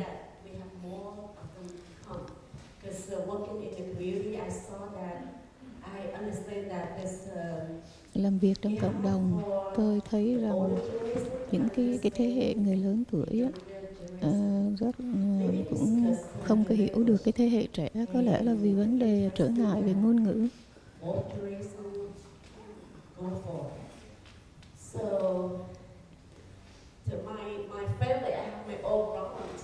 Trong gia đình của cô cũng có những cái vấn đề cái đó là tùy thuộc theo từng người. Khi mà con của tôi còn nhỏ đó, tôi cố gắng để mà đưa nó đến những cái hoạt động từ thiện hoặc là những cái hoạt động mà tình nguyện, từng cái bước nhỏ.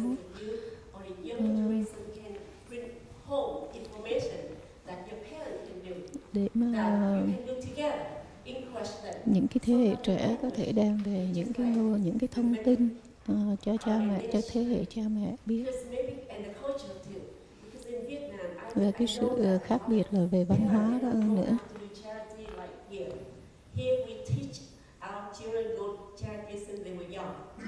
Ở đây chúng ta dạy cho những các em nhỏ nó biết cách làm việc cộng đồng khi nó còn rất là nhỏ, nhưng mà bên Việt Nam thì khác.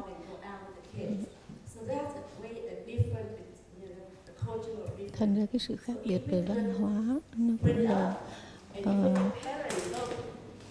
cũng là một cái vấn đề.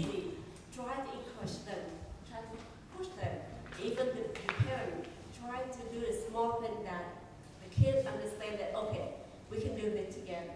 Because I know a lot of kids, I saw a lot of kids that they kind of shy, their parents don't speak English. Or they shy that their parents look your way in here and there. You know, they shy, they don't see that their parents fit into that.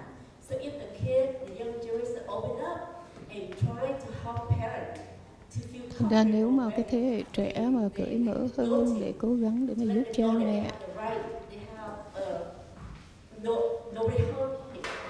để cho cha mẹ biết rằng họ cũng có những cái quyền mà không có ai mà có quyền làm tổn thương họ. I think the underlying message of that is for everyone to open up, whether you're younger, be willing to do an activity with your parents, and as an elder, be willing to take on an activity. Tức là nói tóm lại, tất cả mọi người cần phải open up, cần phải cởi mở để mà thông cảm lẫn nhau. Chúng ta đã hết giờ.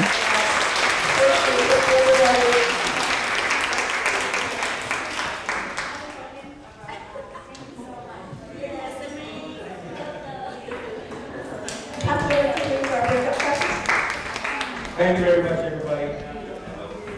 Thank you very much. It's been a full programming day, but the most important part of our program is coming up now. The day was spent learning. Bây giờ là cái phần quan trọng của cái buổi hôm nay. Chúng ta có thể cùng góp ý kiến, chia ra từng nhóm để mà đưa cái ý kiến làm thế nào để mà chúng ta có thể giúp, làm thế nào mà chúng ta có thể đáp ứng lại.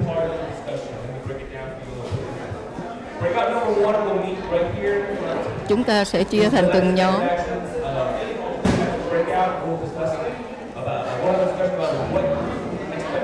Chúng ta chia thành từng nhóm để bàn về những chuyện chúng ta có thể làm được cái gì.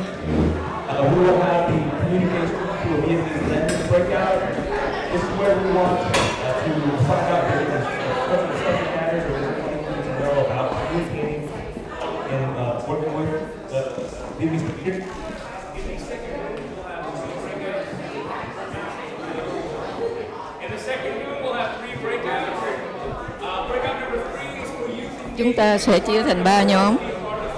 Cho nên con nghĩ là cũng có nên generalize.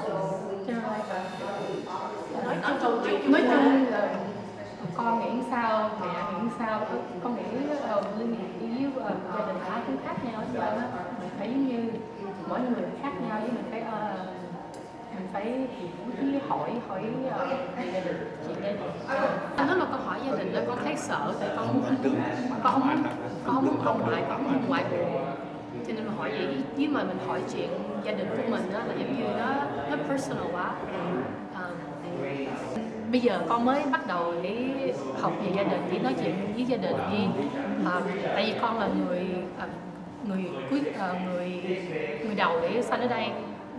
Gia đình con qua bên Việt Nam mà mới từ qua Việt Nam qua đây là sinh con liền ở đây, cho nên mấy đứa em con, mấy đứa em họ với em với chị là giống như con I guess I'm the gap, like the bridge. Như the bridge. Dạ, con muốn giúp gia đình. Như là cầu nối á. Như cái cầu nối cho mấy đứa trẻ với mấy đứa nhưng mà đưa So, I mean, the big power of any government is money. Is there a way that, is there something that we can leverage, city, local communities, for let's say, community organizing, or community, like of self-policing, where we can take care of our own and protect our own. He told me that the is actually his wife's name. What? Yeah. And that in itself turns so many people like away from getting any type of legal support, whether it's deportation or anything.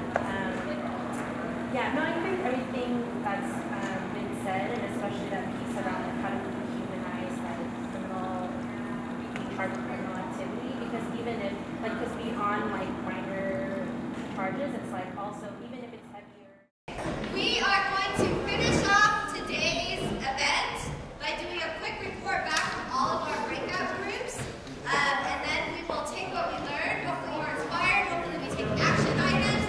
What we would like is we would like for each of you, I know many of you, I know you wear many leadership hats, I know you face it, so I hope what you do today is you think about the stuff that you've heard, you think about your own organization, your own family, and you think about how you can lend a voice, and so that we can build this relationship that you've all had today and continue moving on so that we can talk and defend and make sure that we have a voice in immigration policy.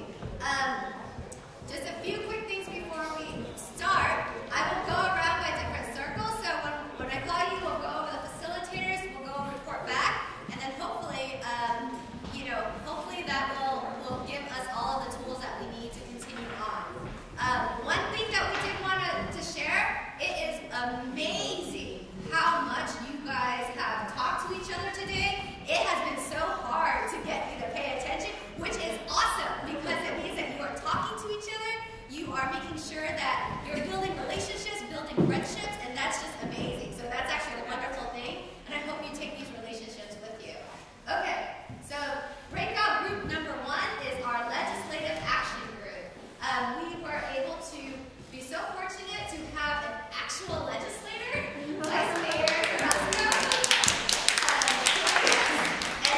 And so, guys, she's making the law. So if there's anybody, we gotta learn from her, and I'll let that over to you. I was looking for my glasses because I can't see a single thing about it. Okay, so we had a great discussion. Should I talk a little bit? We had a great discussion, and so jump in if I'm missing anything.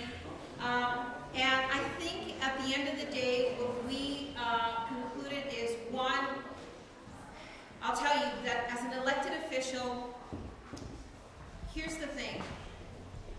It is our responsibility, and it is incumbent upon us to be accessible to all of you. You have to hold us accountable. You have to have a direct relationship and direct communication with each and every one of us. Especially in today's time, it is not just the standard, it should be a standard, but especially now, there is a sense of urgency. You need to have information about what's happening. It has to be accurate, and it should be efficient. So hold us accountable. If you can't get a hold of us, you should be able to get a hold of our staff in a very quick and efficient manner. People's lives are dependent upon that. So make sure to contact us with whatever info that you need. But especially in those communities where our residents are living and where they are living with fear, there is no excuse for us not to get back to you with information. Sometimes we don't have the information, and that's the truth. Sometimes we just don't have it, but we should be able to get it as quickly as possible. The other is, and this is what we came to a conclusion, is put your money where your mouth is. In other words, we vote based on our values. And every time that I vote, I know, at least for me, that I need to be able to go back home and sleep and be able to face my children each and every single night, which means that I vote my values. So, as June is fast approaching, this is budget season, and what I've offered is that I will also contact Assemblymember Ashkara. I know that many of you know him. what I realized, just even from having this discussion, but I've known this also as I've had other discussions in the district, is that many of us don't know what the process is for the budget. And at least for the city of San Jose, it's a $9 billion budget.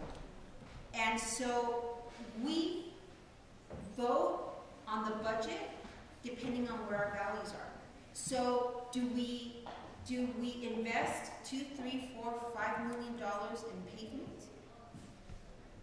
Actually, it's more like $21 million in budget in pavement. And it's important because did you know that for every pothole that we go over, we increase the amount of maintenance in our cars? So it's important.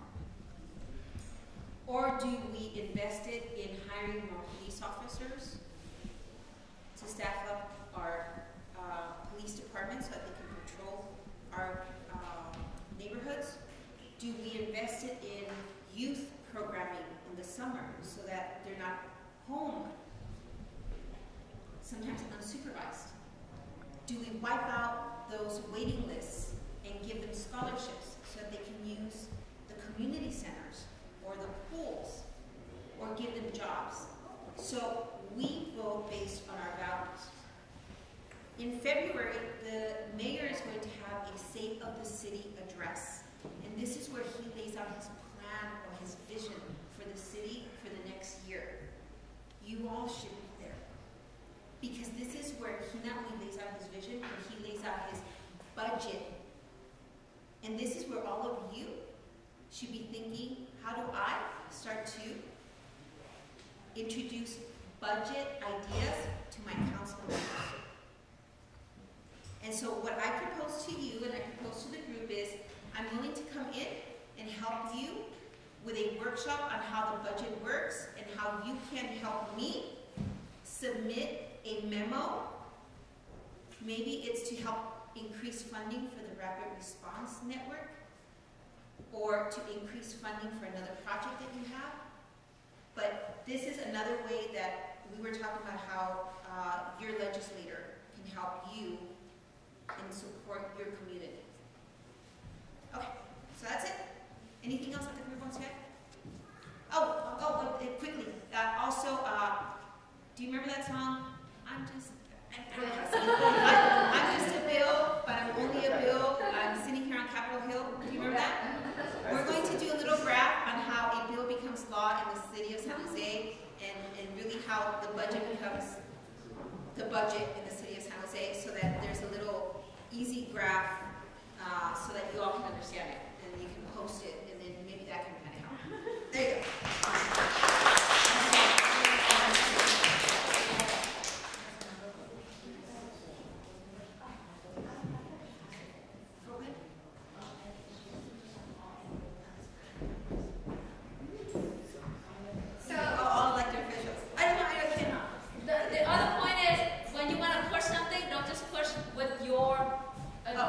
Council member, push from all 12 of them. Push from every angle. 11. Yeah, that's the best way to get your item or your issue pushed, and is by making sure that it addresses a wide range of interest. That's the best way to get the votes on the city council. Okay. Thank you so much. Yeah, that's right.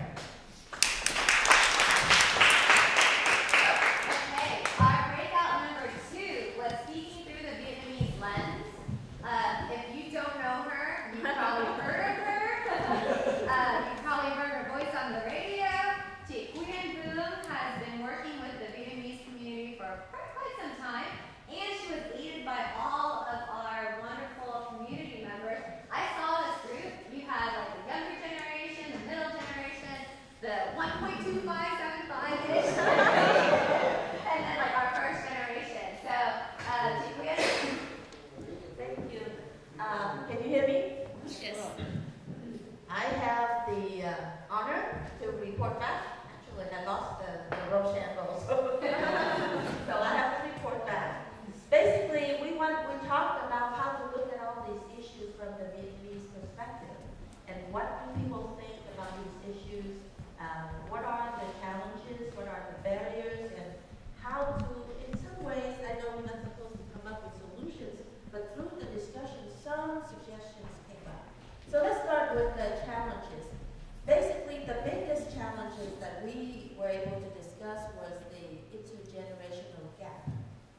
how, we had talked, and that has been talked about all day long, which is the older generations go one way, grow one way, and the younger generations go the other way. One comment was, well, to preserve harmony and peace, children need to understand the parents' perspective, what they went through, and we all let's just let us talk, and you can just ignore us. Well, not really, right? They say that, but it's not really. But the other one is that, but the children, but the parents looking down and say, oh, the children, they're young, they new ways and all that, so let's just ignore that. The counter argument was that we've been doing that for what, almost 50 years now, and look where we are, which is the older generations go one way and the younger generations go the other way. So the proposal is that for the generations to come together, to talk, to have more opportunities to meet and talk and mingle together and really communicate with respect. And really listen, hear each other out, hear why you say what you say and why I say what I say. Not to put each other down, not to say who's right, who's wrong, but trying to understand each other. So that way then we can really come and have the same, be on the same page as much as we can be. And then agree to disagree on certain issues, but that's life, right? If we agree to disagree all the time.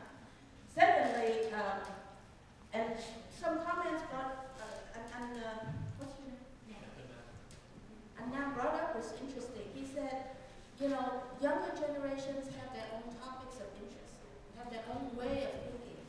Older generations have their own way of thinking and their own way of, their own topics of interest. That alone, you already see there's no communication.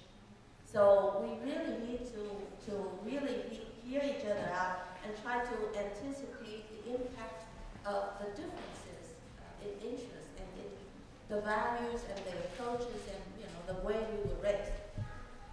The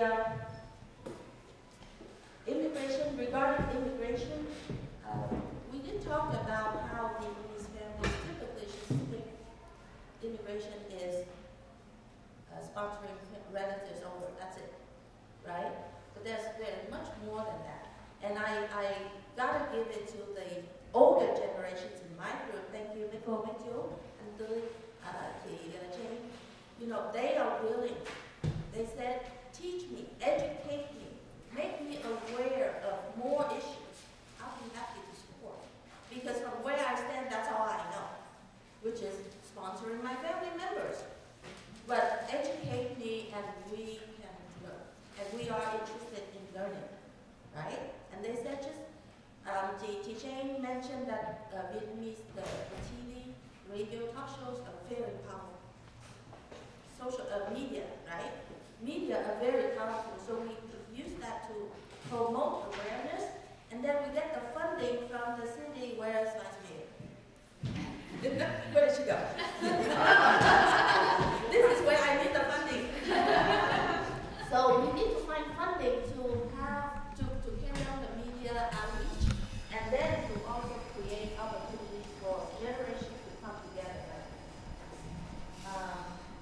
And of course, we need the face-to-face human touch. Right? And in terms of building the community, it's all about being aware that each of us has one voice, one vote, and we together, each of us help pull the cart, then it's much easier, right? But if some of us pull and some of us sit on the cart, that's very hard. And then also we need to make sure that we understand each other's concerns and interests so that we can really, and then the trust is also very important. And that way we can really come together, talk, share, feel, and we can grow together. So that's it.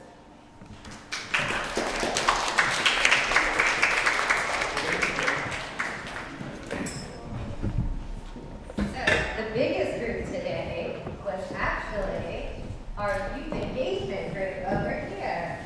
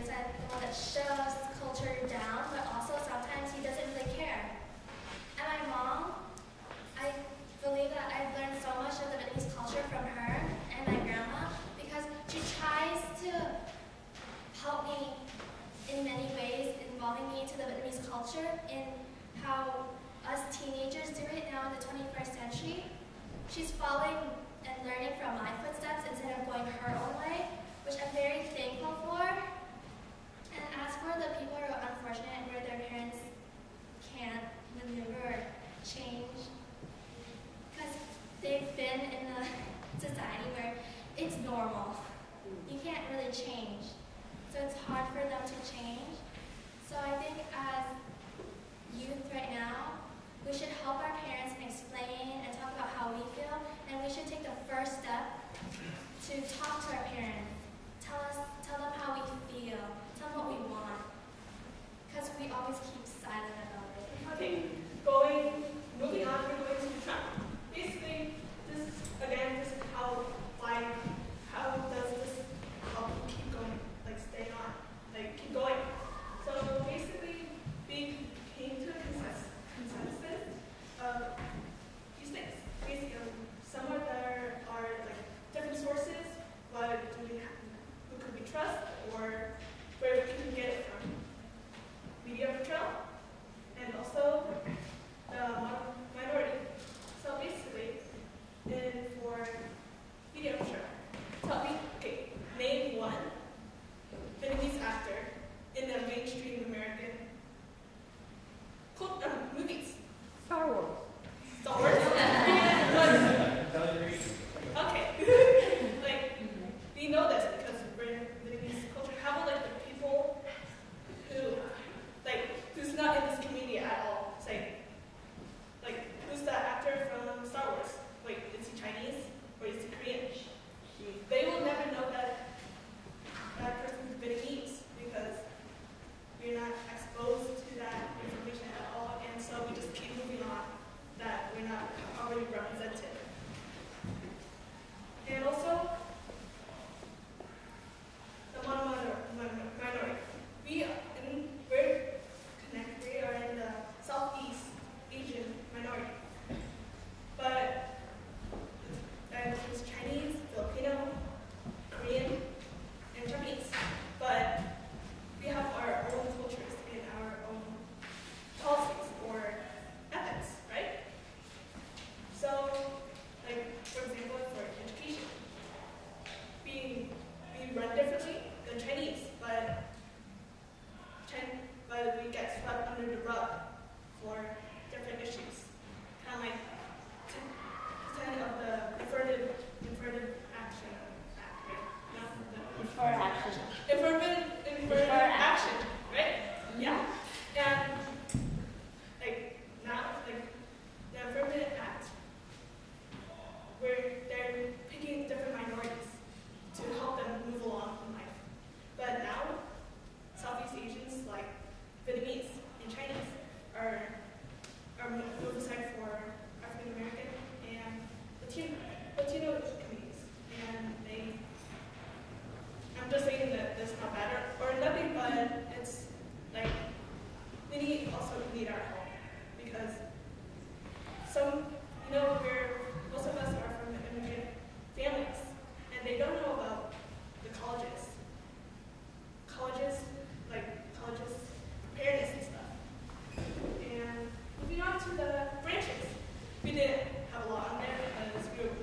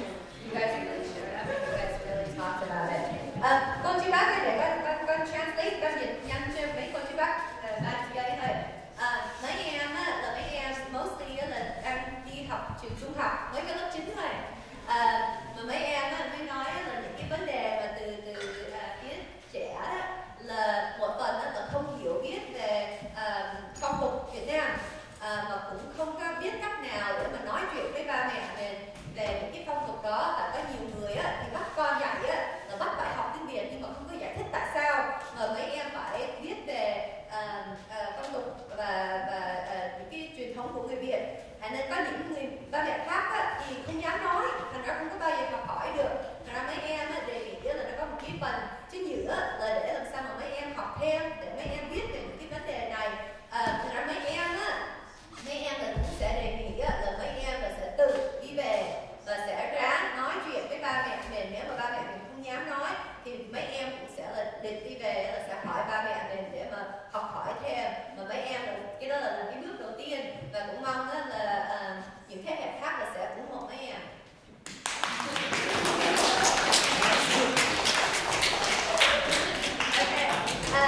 The next facilitator, the next group was the community response and support.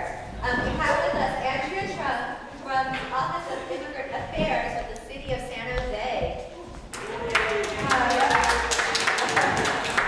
I feel like a bunch of 15-year-olds just gave me life advice.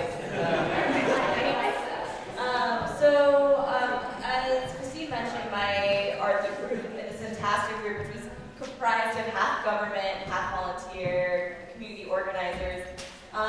We kind of discussed what were some needs in the community in specific to community response, and we looked at it in a grassroots lens rather than a public policy lens. So we would say language, capacity building, and also expanding the rapid response network in terms of having folks understand and know what it is. And then also we're extremely cynical, but it's completely true, I think, that there really needs to be a connection between CBOs and government. There's a lot of miscommunication, there's a lot of misgoals kind of going around, and even though we want the same things, sometimes we don't align our power and our resources in order to do that. So what are some next steps that I think we can take? I think it's really important to be action-oriented in this time. So I think it's educating ourselves.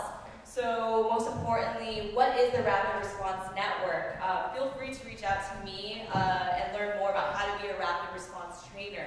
Also, there is a Civic Academy leadership that is going on with Unity that's happening in March.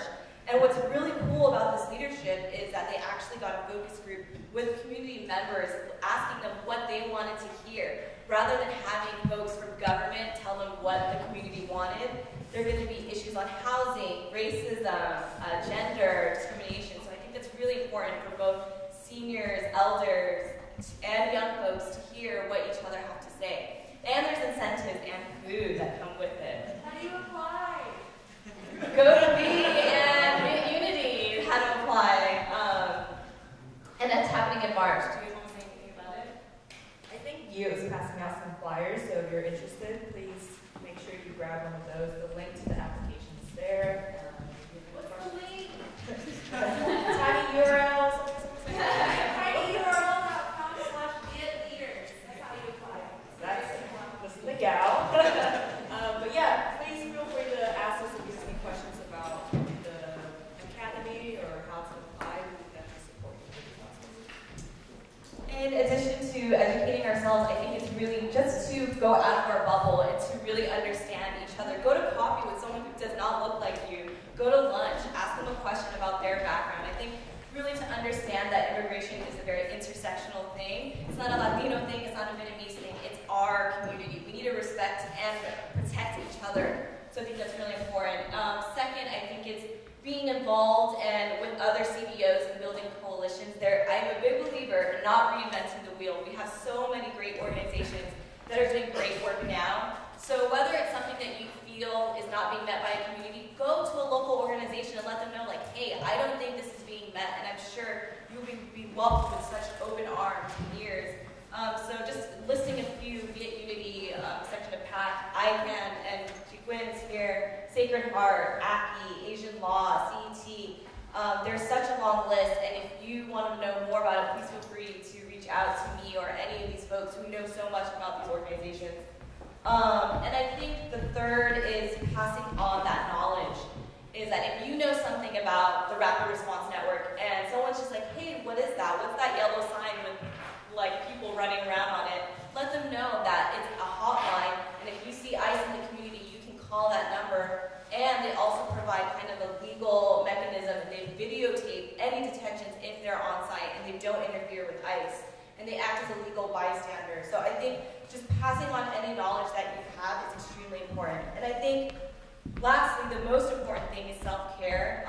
In this time, there's so many worthy organizations, worthy causes to be a part of, and we kind of get burnt out by being volunteering everywhere, showing up. And even though it's so great to need it, we also need time to kind of, take time for ourselves and to understand that racism, discrimination, all of these things are stressors on our lives, and that we need to take time to kind of recuperate and think about all of these issues around us in our own time and space. Okay, now our last group, if you don't know him, you probably have met everybody in his family. Does everyone here know the Lee family? Andy Lee, Candace, Hong, Hatton. They're all siblings and they have multiple volunteer hats. And so I like to brag about them. Andy is the president of the Vietnamese American Bar Association of Northern California. He was with the Vietnamese American Round Table Board and the Law Foundation Board. So they're going to talk about the legal support. And first of all, I want to thank Christine and Laura for inviting us here to attend this exciting conversation of what can we do to support our community in this difficult time. And I think we had a really engaging discussion with all of our attorneys who participated in the group, and also non-attorneys who are working in the community to support. And I'm glad to report back of our results. So some of the things that we want to do and be able to do to support the community is that first we want to know that there is a Santa Clara County PD office that has an immigration attorney who can help with certain immigration issues, such as reopening cases or vacating certain pleas and things like that. I have Beth here from Santa Clara County PD office. And she's right here, and she has been giving us a lot of good information on how can we go about helping our community. So that's one of the things. And the other thing is building a social biography packet and helping people with filling out FOIA and background check and things like that. And those are the things that attorneys can do to help the community understand more about the process of how to go about doing this. And what the community can do in the social biography packet is that they can help families with, like coming up, putting together a story for a person who is in the system, and making sure that the judge sees the other side of the person and not just like the crime that they convict, like the background of what's going on, like he mentioned earlier, what happened, what led to the person, and how the person is as a community member, and whether or not they have been rehabilitated. And those are the things that are very important to helping the person who are currently facing deportation. And also putting together a resource list for different community groups, organizations that are providing services to our members of community who are going through the deportation process. And although we have a lot of groups out there in the community, we don't have a centralized or a list of who's providing what service and in what capacity. So I think that's very helpful for all of us to make sure that if we have that information, we want to channel it maybe. At this point, I hope VAR can be the point of contact to create that list, and then we can distribute that list to the community so that people know who to go to for what type of help. And because there are different groups, they say they help with immigration, but sometimes they don't take on the individual cases, or they don't have capacity, or they're just giving out literature or information about the process, but they're not actually doing the work. So we want to make sure to go to the right folks, because as a public interest attorney myself, I sit on the line with people who call in and they get frustrated because they are being sent around to the community, different groups, without being able to get help. And so I think we should be able to be more effective at creating a list to help people. And also, we're thinking of building maybe a database or some sort of listserv so that people can pass around accurate information for the community, because there are people who are getting information that whether or not certain memos rescinded or things like that. So I think we want to give them the updates so that they can better inform the community or the people that they serve. So I think that's also something in the future that we can work together to create. And the other part that we think that's very important is community education. A lot of people know about, people being deported and things like that, but do they know what's going on after a person is being detained, or the detention process, or what to follow and how to support the family?